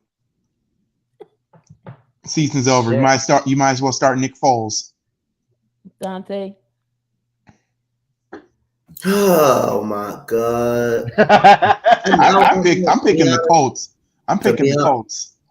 I can't trust the Colts against Jacksonville, and the game is in Jacksonville. Mm-hmm. They consistently lose in Jacksonville too. They haven't won a game in Jacksonville. They haven't won a game in Jacksonville since the year of Mark Brunell. That's how long it's been. Oh my God! Really? That's how it feels like. Oh my God, man! And I don't even think Jacksonville that good. I kind of want to wait till I get into the Pick'em league. Like I said, I know, but I just don't like the Colts. Their roster is better, but they don't play great in Jacksonville. Their roster is better overall, and you would pick them to beat Jacksonville because they're a better team. But when they go to Jacksonville, they shit the bed. Yeah, give me Jacksonville. I got to go with Jacksonville. Until the Colts beat them in Jacksonville, then I'm going to go with the Jacksonville Jaguars. Yeah, you just give me Jacksonville. Oh, Victoria team. By the way, Trubisky is not better than Fields. Stop it. Better than Fields? No. See, Juice is using my words against me here. Look, I said the Bears never gave Trubisky a freaking chance because that organization and the fan base are too impatient. So no, let's not do that. No. Let's not do that. Now, Juice, if I say Jameis Winston is better than damn Taysom Hill and Drew Brees combined, you would have a freaking heart attack. Solo just won the NXT title. What? How does that work? Is he on the main roster? Okay, well, so the Bloodline got every goddamn belt. So old man says, if the Colts have a worse record, is Frank Reich gone? Yes. Frank Reich's gone and Chris Ballard's gone. And it pains me as an Eagles fan, and I love Frank Reich. I think he's got to go because let's be real. I mean, when was the last good coach, solid head coach they ever had? I can't think of one on top of my head at the moment. What, the Colts? The Colts anyway. Pagano? Yeah, Tony Dungy was the solid coach they've ever had. Coach Dungy. I don't even count Pagano because Pagano was terrible. Actually, no, I take that back. Jim Caldwell was the most solid coach that they had ever since when Dungy left. Oh God, yeah, another guy that's Miami going up another Baltimore. Miami and Baltimore. I took Baltimore. I took Baltimore, but I'm changing my pick to Miami because I think Miami got more weapons than the Ravens, and plus, that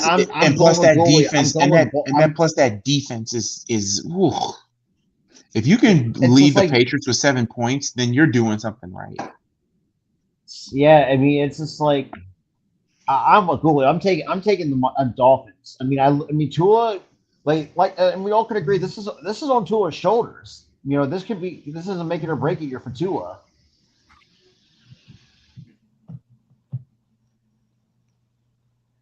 Oh Lord, Dante, who you got?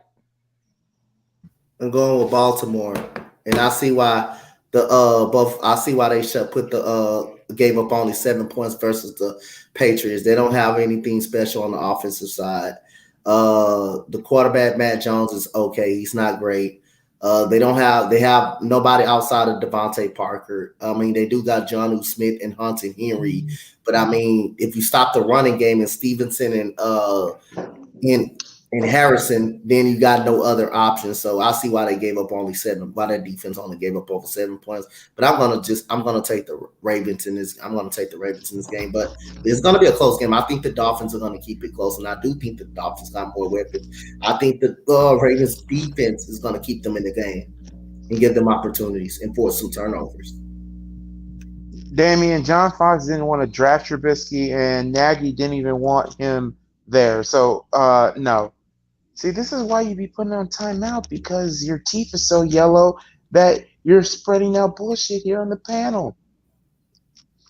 Put that jabroni back in timeout. Oh, I put him on permanent timeout. Rams Vegas, or Arizona, Atlanta.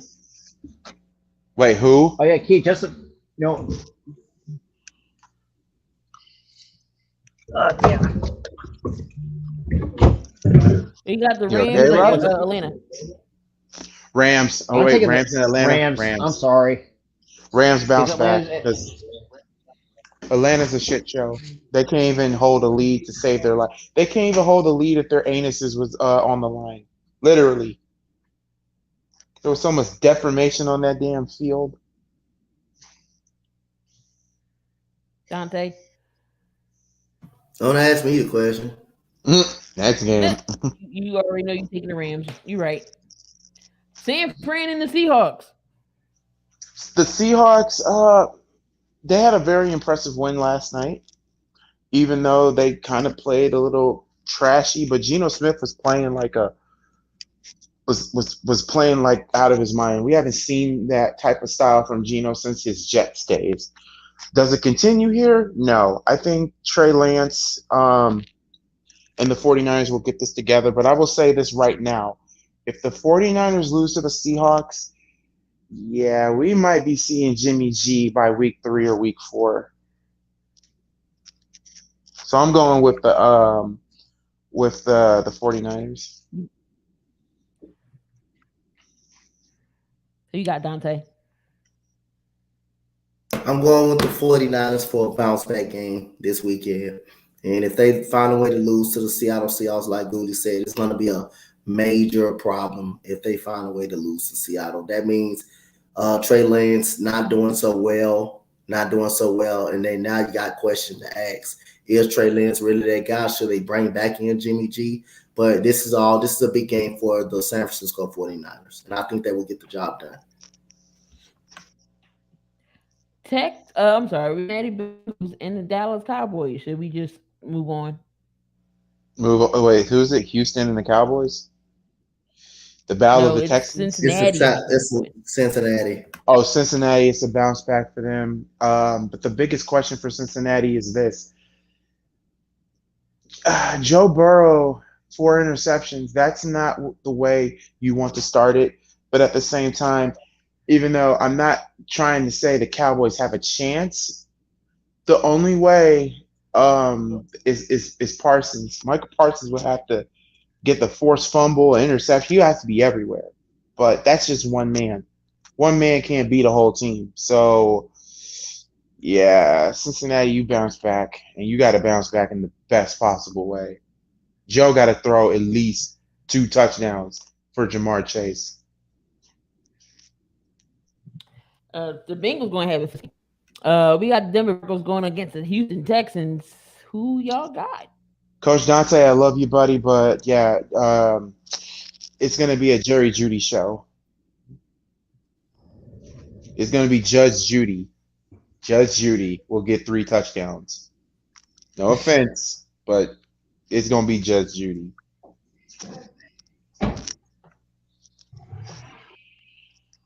Dante, who you got? Nah, just keep up with the energy. I like that.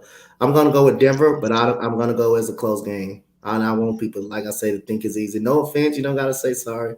It's your prediction. It's your football. It's all football. But I love that. I love the energy. Oh, now Hey, Robert's back. outside. Yeah. So what I meant. So who are we at now? You got Cincinnati or Dallas? Oh, Cincinnati. I'm sorry, Dallas is the absolute dog shit. What was the game before that? You I got didn't hear Denver Robert's or prediction on Houston? that. San Fran or the Seahawks? I'm gonna take the Niners.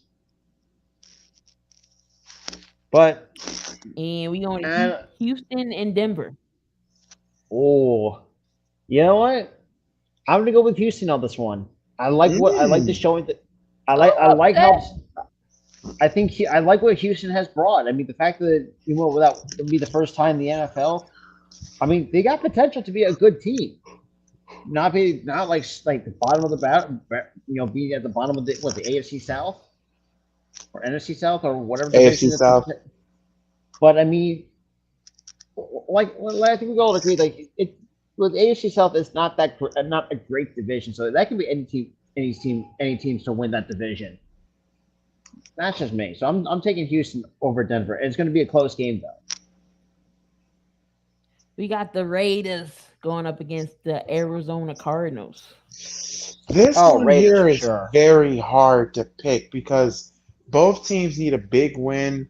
Well, actually, in a possible way, the Cardinals coming off of an ass whipping, and the Raiders coming off of embarrassment to losing to their little brother in their division. And Damian saying tie, that's not going to happen. And it's in Vegas, so I'm going to go with the Raiders. The Raiders. And go think of this too. They don't have DeAndre Hopkins for the next 4. After this game would be 4. You don't have it's a 6-game suspension, and that also hurts them as well. Yeah, it really hurts. They really need D-Hop in the worst possible way. I'm gonna say this right now. Christian McCaffrey is gonna be fired, but also Kingsbury is next. Kingsbury is gonna get fired next. Quick question before we move on. Finish. Old man says, should Dallas bring in Cam Newton until Dak comes back? Yes or no? It's desperate, it's risky, but at the same time, if you want to keep pace with the following teams in that division, like the Eagles, the G-Men, and God forbid, the Commanders, you're going to have to bring up Cam. So, yeah, I can see them bringing Cam. Solo's a North American champion. Okay, North American. All right, cool. I was about to say, if he was the world champion, I was like, houseway. So we got the Sunday night game, Green Bay going up against the Bears. How did I get skipped twice? I'm sorry. I'm sorry. On the Cincinnati game and on that game, but really, like I said, I'm not going to get into the Cincinnati game. I'm not going to get into. I'm sorry. Yeah, you're good. I'm not going to get into the Cincinnati game. I'm not going to say nothing at that game. So I said that gives you an indication, but the Raiders game, I'm going to take the Raiders because I think they need the victory a little bit more than the Arizona Cardinals. Both teams need the victory, but I think the Raiders needed a little bit more. I think this is more going to be a desperation win for the Las Vegas Raiders. You cannot go down 0-2. Well, you're not going to go down 0-2 in the division, but you will be down 0-2 during the season with different teams, good teams fighting for a wild card spot. That can really hurt you far as that part. But so I think the Raiders are going to come out with this game because they're going to be more desperate to win it more than the Cardinals, even though the Cardinals do need it. And then plus, Kyler Murray does not play well without DeAndre Hopkins. It continues to be showed over and over and over again, and that showed in the ass whooping they took this weekend. And Dante, think of this too. Kyler Murray doesn't play well. When the second half comes, that's when Kyler Murray just disappears. We've seen that already well documented. Green Bay against the Bears. Who you got? Just say Green Bay, damn it. I'm taking Green Bay, but if the Bears upset the Packers, I'm gonna be shocked as a motherfucker right now. But unfortunately, It's going to be Green Bay, but isn't Green Bay or is Green Bay home or away? Okay, Green Bay I is at don't think it home. matters if they at home or away. Hold on, Green Bay is at home, and also here's another thing, guys. That a lot of people not bringing up. This might be another weather effect because apparently it's going to be raining in Lambeau Sunday night. Damn. So yeah, the weather might be a freaking factor again. So yeah, Coach Dante is going to pick Green Bay because that's our boogeyman. It's true. Yeah, I mean, like I said, until they prove they can beat them, then yeah, I'm gonna take the Green Bay Packers. Well, let me ask you boys this. Let me ask you boys this. If somebody is going to join us, Tyler. Let me ask you boys this, okay? Let me ask you boys this.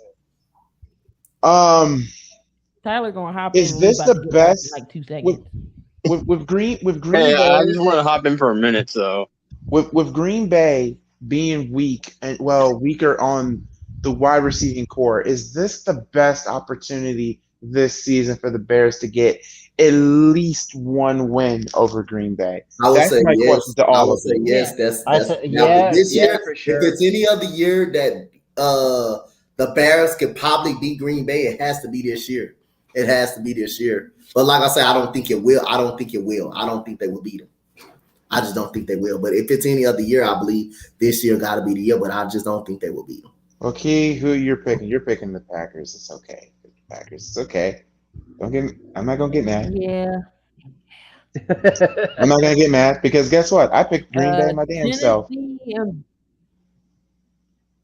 The only way we can beat Green Bay if Aaron Rodgers still doesn't trust his wide receiving core, but at the same time, here's the thing.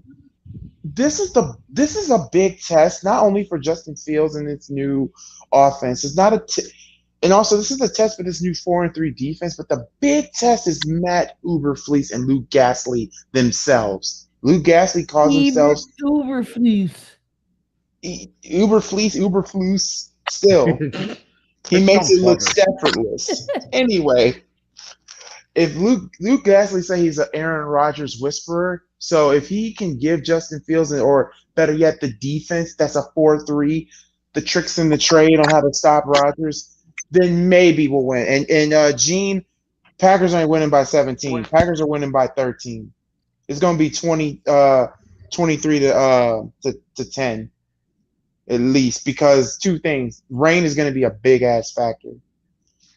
And if Aaron Rodgers' game plan is to throw it to Dillon and Jones all game, yeah, that Bears 4-3 defense might eat that alive. So if the Bears do win, I'm going to say this. I will come up here and I will talk major crap to the point I'll do a cartwheel on live camera. If the Bears win, I will pay good money to see that shit. If the Bears win, I will do a freaking cartwheel. I will do a cartwheel while drinking some Kool-Aid. Oh, not Kool-Aid. Yep. Well, yes, Kool-Aid. You're going to do a cartwheel at the same time. You're going to have a cup in your mouth drinking. It's better than Dub. Dub wants me to get high and intoxicated if the Bears win, which ain't going to happen because I got to work the next day. Live a little, brother. I gotta work the next day and I gotta drive, so nah. Yeah, true. Yeah, smart.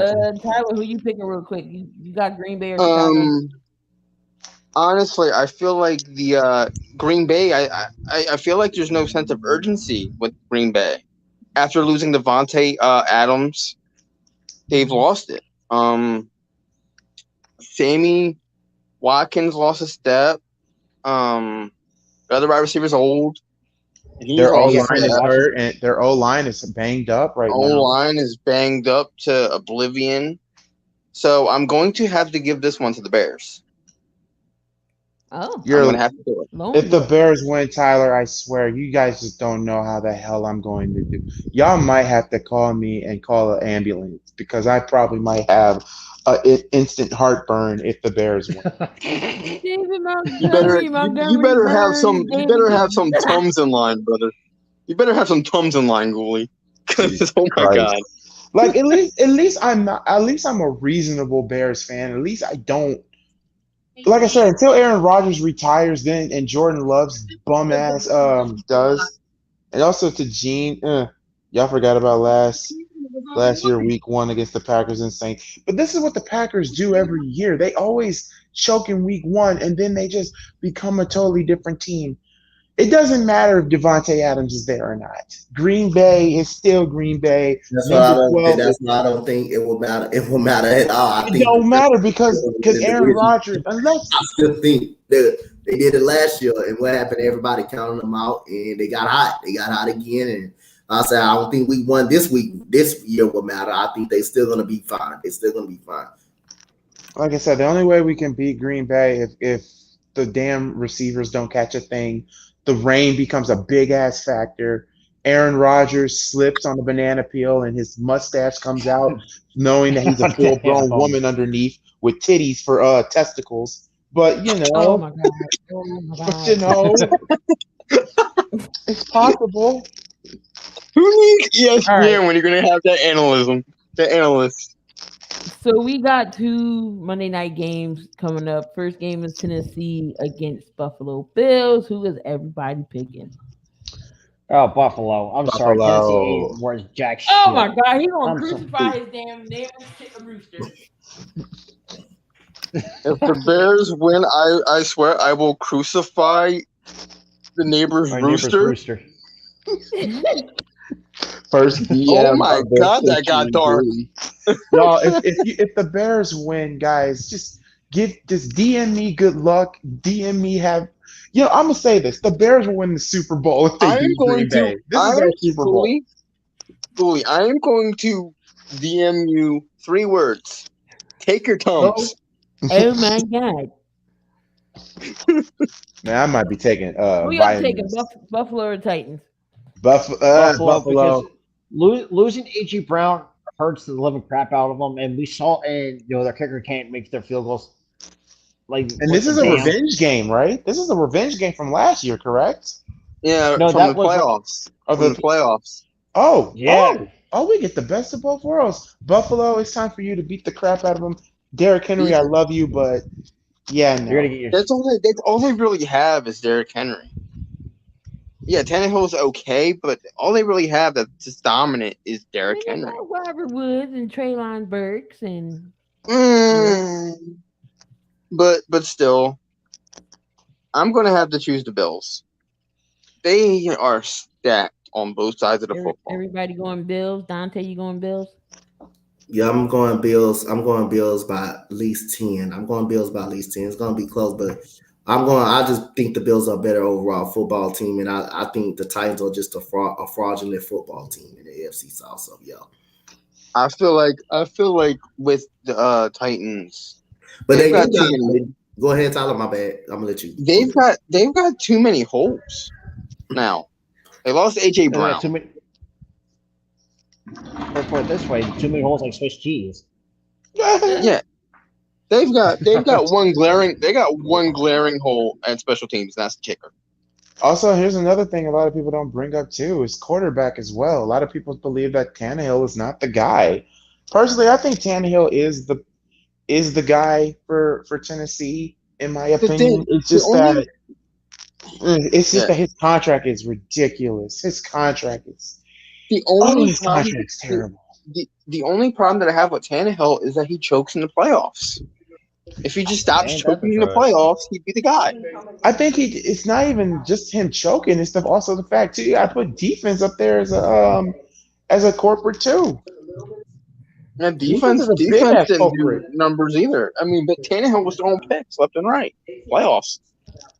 9 sacks on Joe Burrow. 9.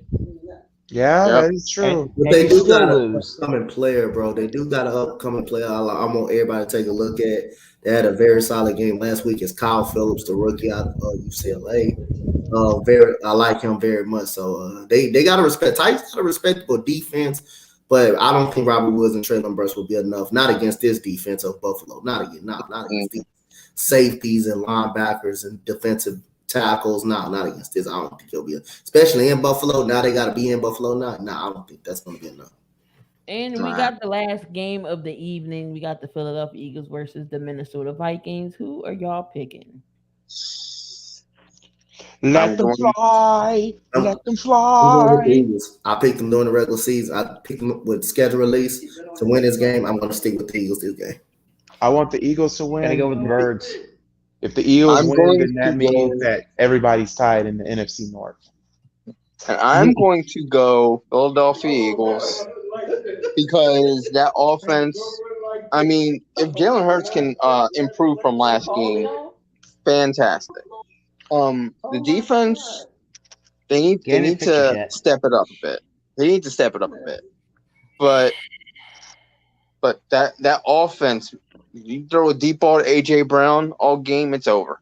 I'm gonna say this about the Y'all Eagles gonna hate too. me. Y'all gonna hate me. You're going against your team? Oh. To be honest though, because let's be real. Minnesota could beat them. They could beat them. That's not a long shot. Yeah, Minnesota can beat them. They can very much beat them. Should they beat Green Bay with ease? But no, the reason why I picked Minnesota is if DeAndre Swift can have 140 something yards, what the hell is Dalvin Cook gonna have? Oh, that's true too. Dalvin Cook. Yeah, realistically, yeah. If he can, if they don't stop the run, that could very well happen for the Eagles. And also, they'll lose this. too, this also taught us back to last week. Davis didn't get that much snaps. He only got 22. And when I he mean, wasn't if there, he runs the ball when like he wasn't there, Swift didn't run over 10 yards. When he wasn't in there, that's when they ran it. So Jonathan Gannon, let me shut up because I'm saving him for Sunday. That's my roast for Sunday. I'm saving it. No, but like I say, man, a lot of that stuff not Jonathan Gannon though. If you missing tackles, if they you're missing tackle shit. and stuff, yeah, if you missing that, that's not on the thing. I don't really think. Wait a minute. That's not on Jonathan Gannon. If they out there missing tackles, Hold on, y'all. Wait a minute. That's not on Jonathan Gannon. Is this a Monday night game? That's on This is the Monday night game. This is right after. There's a double header. There's one on ESPN and there's one on ABC. Strictly on ABC. Kirk Cousins has only won two prime he's not games. good in prime time. And that was against the we Bears. sucked prime time. Sucked at prime time. Yeah, I gotta go with the Eagles just because of the statistics. But yeah, I have to agree with Gooley, or not Gooley. I have to agree with Dante here. It's not that Gannon, his scheme isn't working. It's the fact there's too many guys on that defensive side of the ball that's missing tackles. Yeah, left that's not and right. That's not a coaching thing right there. Yeah, this is not a coaching issue. This is a tackling issue. If you're not tackling the guy, he's gonna burn you. It's watch. I'm gonna get burnt and pick 'em purposes. Every time I pick Minnesota, they lose, and when I don't pick them, they win. So, just like last year. Just like last year. I'm gonna gonna tell y'all, if Dalvin Cook runs for 150 yards, like if Key on the bowl prediction, that means it's the same shit like it was last year, pretty much. I can already tell. If he runs like that again, and these guys doing the same thing they did last weekend, it's the same shit. You know it's going to be the same shit. Then we got better players in this defense. Still can't stop the run. They still not that good. It's got to be a problem. Yeah, there is a problem evidently, and the problem is worsened when even when the secondary can't stop this run. Like you have guys running 100-something yards in the first half. Yeah. You got to tackle better. You have to stop the run better. Hell, where was Nakobe Dean week 1? He only got 3 snaps. Start Nakobe Dean for the entire game. Start Jordan Davis for the entire game. When Nakobe Dean and Jordan Davis were out there on the field preseason, we stopped every damn thing. But we didn't start Jordan Davis, and Nakobe Dean had 3 snaps. That's inexcusable. So the Aces did win tonight. They are 2-0 in the series. I think they're gonna sweep Connecticut. That's my NBA title win. That's my NBA. Let me say this about Connecticut as a whole. That was a team that just didn't belong in the finals. The only reason why they got there is because Chicago was choking on their own shit, and that's mostly from coaching. So, yeah. So If I'm so Candace Parker, I mean, you could use your city liability. You could get that idiot head coach fired. Who calls how you don't call a timeout when it's a 15-0 run? Like, for real. Now, you wait too goddamn late to call a timeout. You wait till a 15. You know what? Do you know what, Gooey? Do you know what, Gooey? I'm throwing my own NBA coach under the bus. That was a goddamn Doc Rivers move. Hey, It was. You wait till 15 run to call a timeout. You might well don't even call a timeout. That right there should have got him fired. And if I'm Candace Parker, I'm like, you're not gonna call a timeout after the second three? I would Really? call my own damn timeout. If it's like if it's no more like this, if it's not if it's an 8-0 run, I'm calling a timeout. Right then, if it's an 8-0 run, if it gets an 8-0, yeah, I'm calling a timeout. I cannot let it get 12-0 or 14-0 just to call a timeout. And what made it worse, y'all, we lost at home. That's what I can't. That's why I'm like, the only thing I can't get mad about is the fact that we won last year. If we didn't win last year, I would be going on the sky harder. I would be getting on them harder. But hey, we won last year, so we won our first championship last year. Jim Boylan move. Oh God, you said the Eggman. Oh, wait a minute. He's in my fridge right now. Hey, it's Jim Boylan. It's Jim Boylan. Hi, Jim. Say hi to the people. You can't let it get. You can't know where world. You can't let it get. I see the resemblance. I see it. Jim. Oh my God, Jim Boylan was the bro. Jim Boylan was the. Hey, Julie, the run was 18, right? The run got as big as 18, 18-0 run, right? No, the biggest 18-0 run. It was a hold on. It was a 9-point run and it tied the game, and they didn't call a timeout, and then it became another 9. Like it's six more points. It was 18. It was 18. It was an 18-0 run. You know what? Didn't even call a timeout. You let it get that far. When the game is tied. And that was a 10-0 run when the game time, you call a timeout right then and now. You just call a timeout right then and now, settle them down. If it's an 18-0 run, you might well don't even call a timeout. like for real, like even like and shout outs to Mike Hughes for talking about that, because I would have literally asked, like, dude, why you did not have your timeouts? You had 3 of your biggest timeouts. And then you also, should have got tech for going out in the field, getting into a Connecticut player's face and calling a timeout in front of her face. Oh. That should have been a goddamn tag. Watch that whole entire play. When Copper was about to get her tech, but nobody called the tech on it. But actually everybody should have been involved, should have got a tech.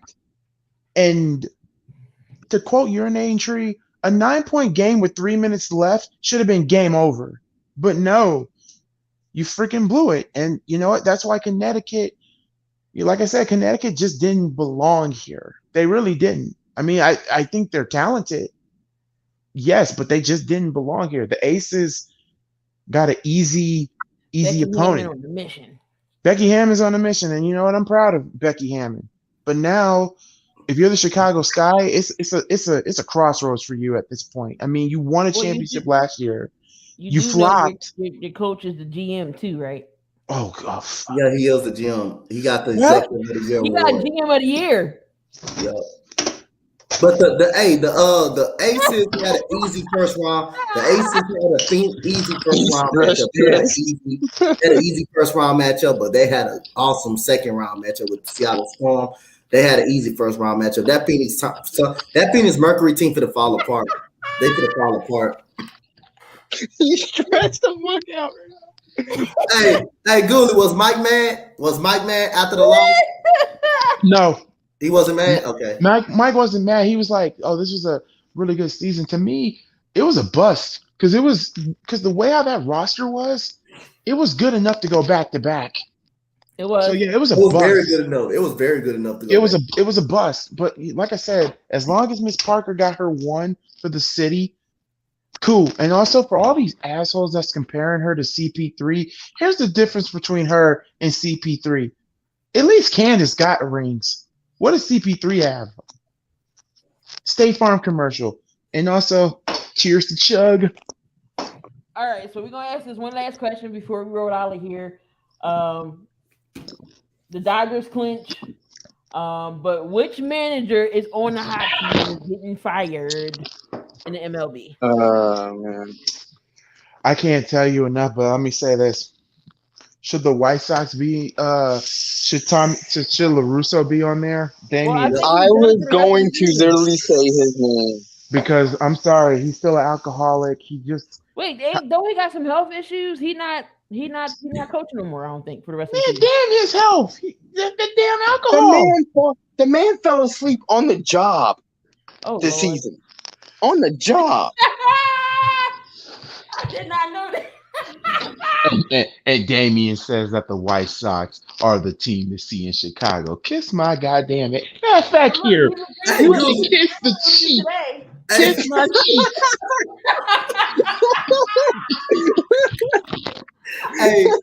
Hey, Goofy. Now I'm gonna ask you this question one more time. Hey, did you ever think the White Sox would beat the Astros in that series, lad? Hell no. Hey, Goofy thought the White Sox were gonna beat the Astros. R2 says Aaron Boone. Aaron Boone. Aaron Boone. Yeah. I can say, you know what? I'm gonna say Alex Cora from the Boston Red Sox. Yeah. I'm gonna say him, bro. That team. I'm going to go there too. I'm going to go there too. That But the team is problem, disappointing. problem there is it isn't him coaching per se. It's that GM. The GM was on this weird fire sale last year. I think it's the GM that needs to go for Boston.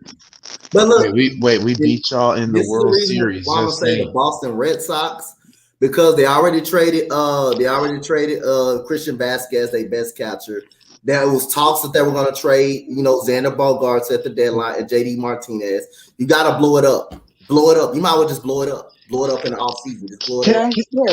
Can I put the Yankees on there too? Can I put their GM in there too? Because oh my god, the astronomical collapse of the game. How did we start off like? If I'm Gangrene Davis a Mets fan or No, he's a Yankees fan.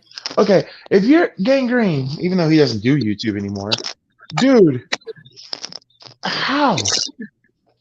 Freaking how? Whoever the Angels manager, whoever the whole White Sox, just sell the team because there's only one real team. The Angels already fired their manager. The Angels fired their coach.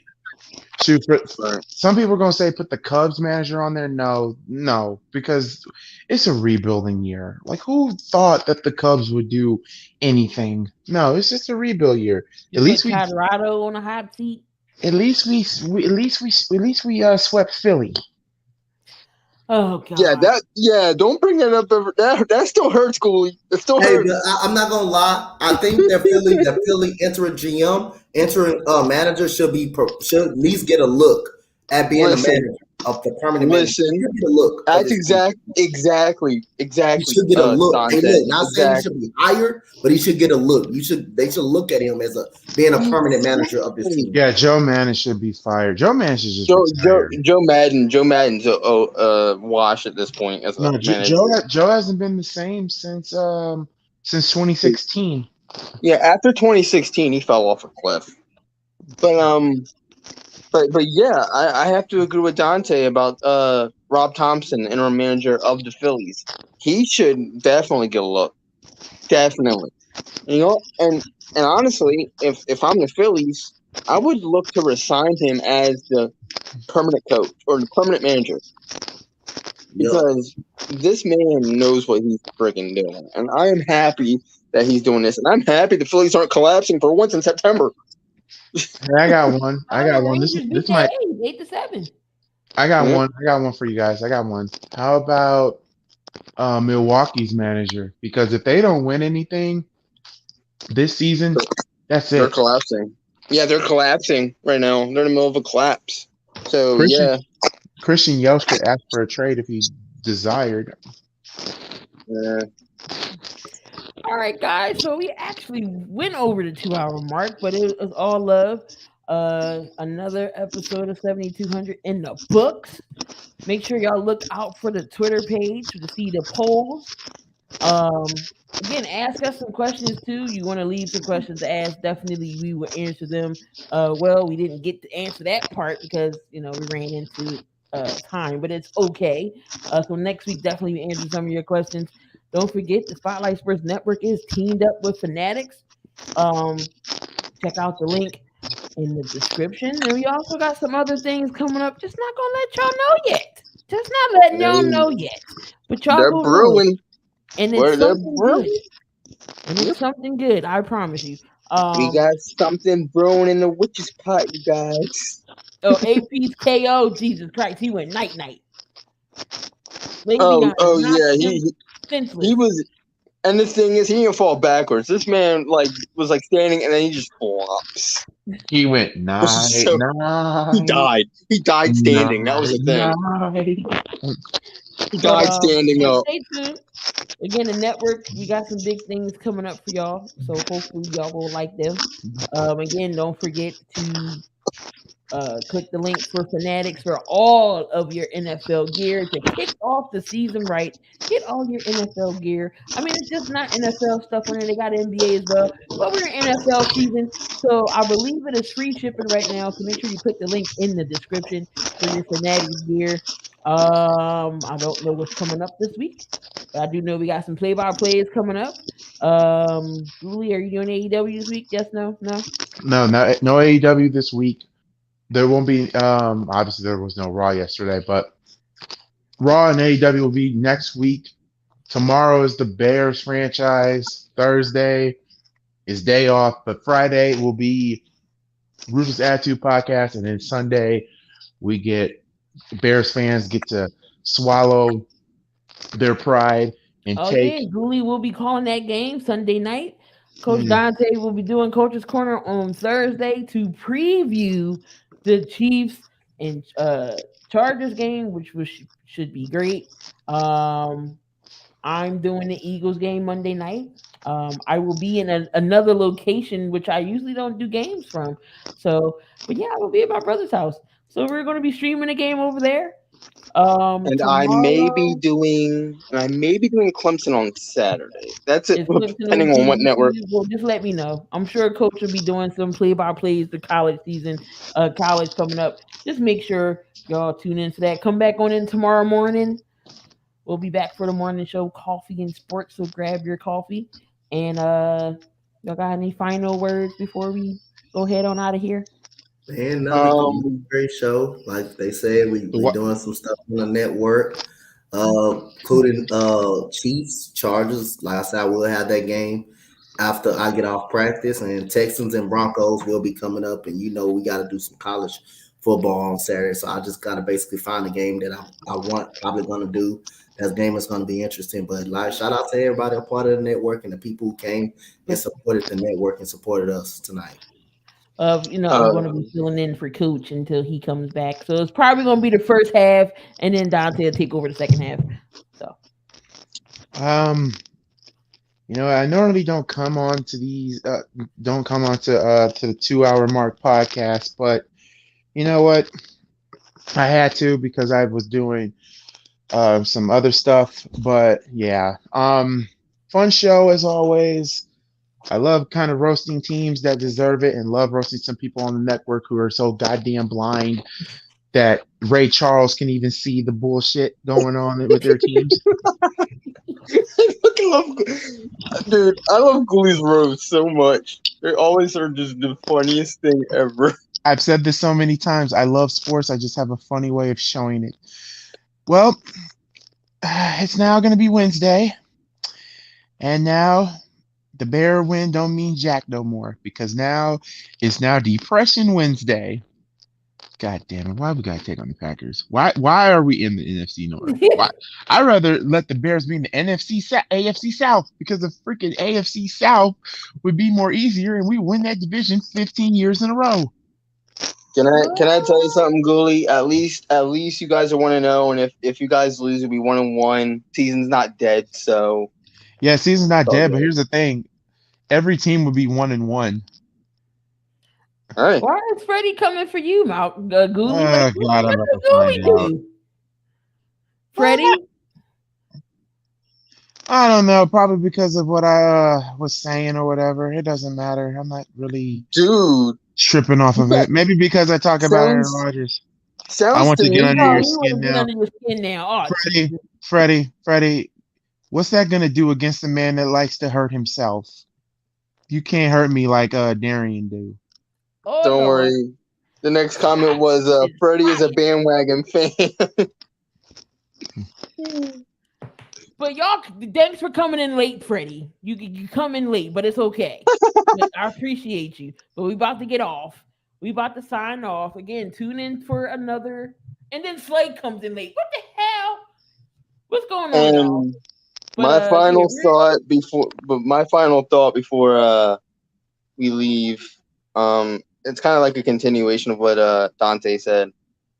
I've had so much fun being on this goddamn network. And honestly, I'm proud of us for the growth that we've had and achieved. We've got a couple sponsors under our belts, and you know what? Let's just keep our heads down, work, get even better, improve even further. And I love you guys. I love the viewers, and let's just keep at it and keep working. I told you we got some stuff coming, so stay tuned. But we're gonna get on out of here because again, it's past my bedtime. I'm just being real. It's like It's no, but past I'm my gonna bedtime too. It's like Freddie said, we got something big in the works. So just Be patient, damn it. just wait. We're mixing something up in the cauldron. In the witch's pot. In the witch's Anyway, pot. guys, we love you guys. Good night. We gonna get on out of here. We gonna end this off with our guy Dub saying we want the news. So until then, good night.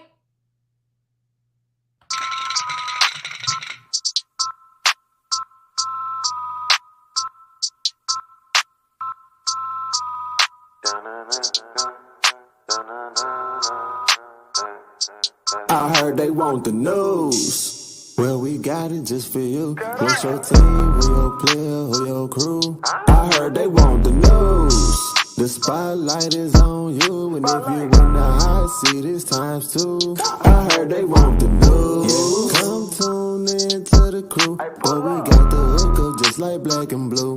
I heard they want the news. Spotlight Sports, what it do? Hit subscribe and that like button too. I heard they want the news.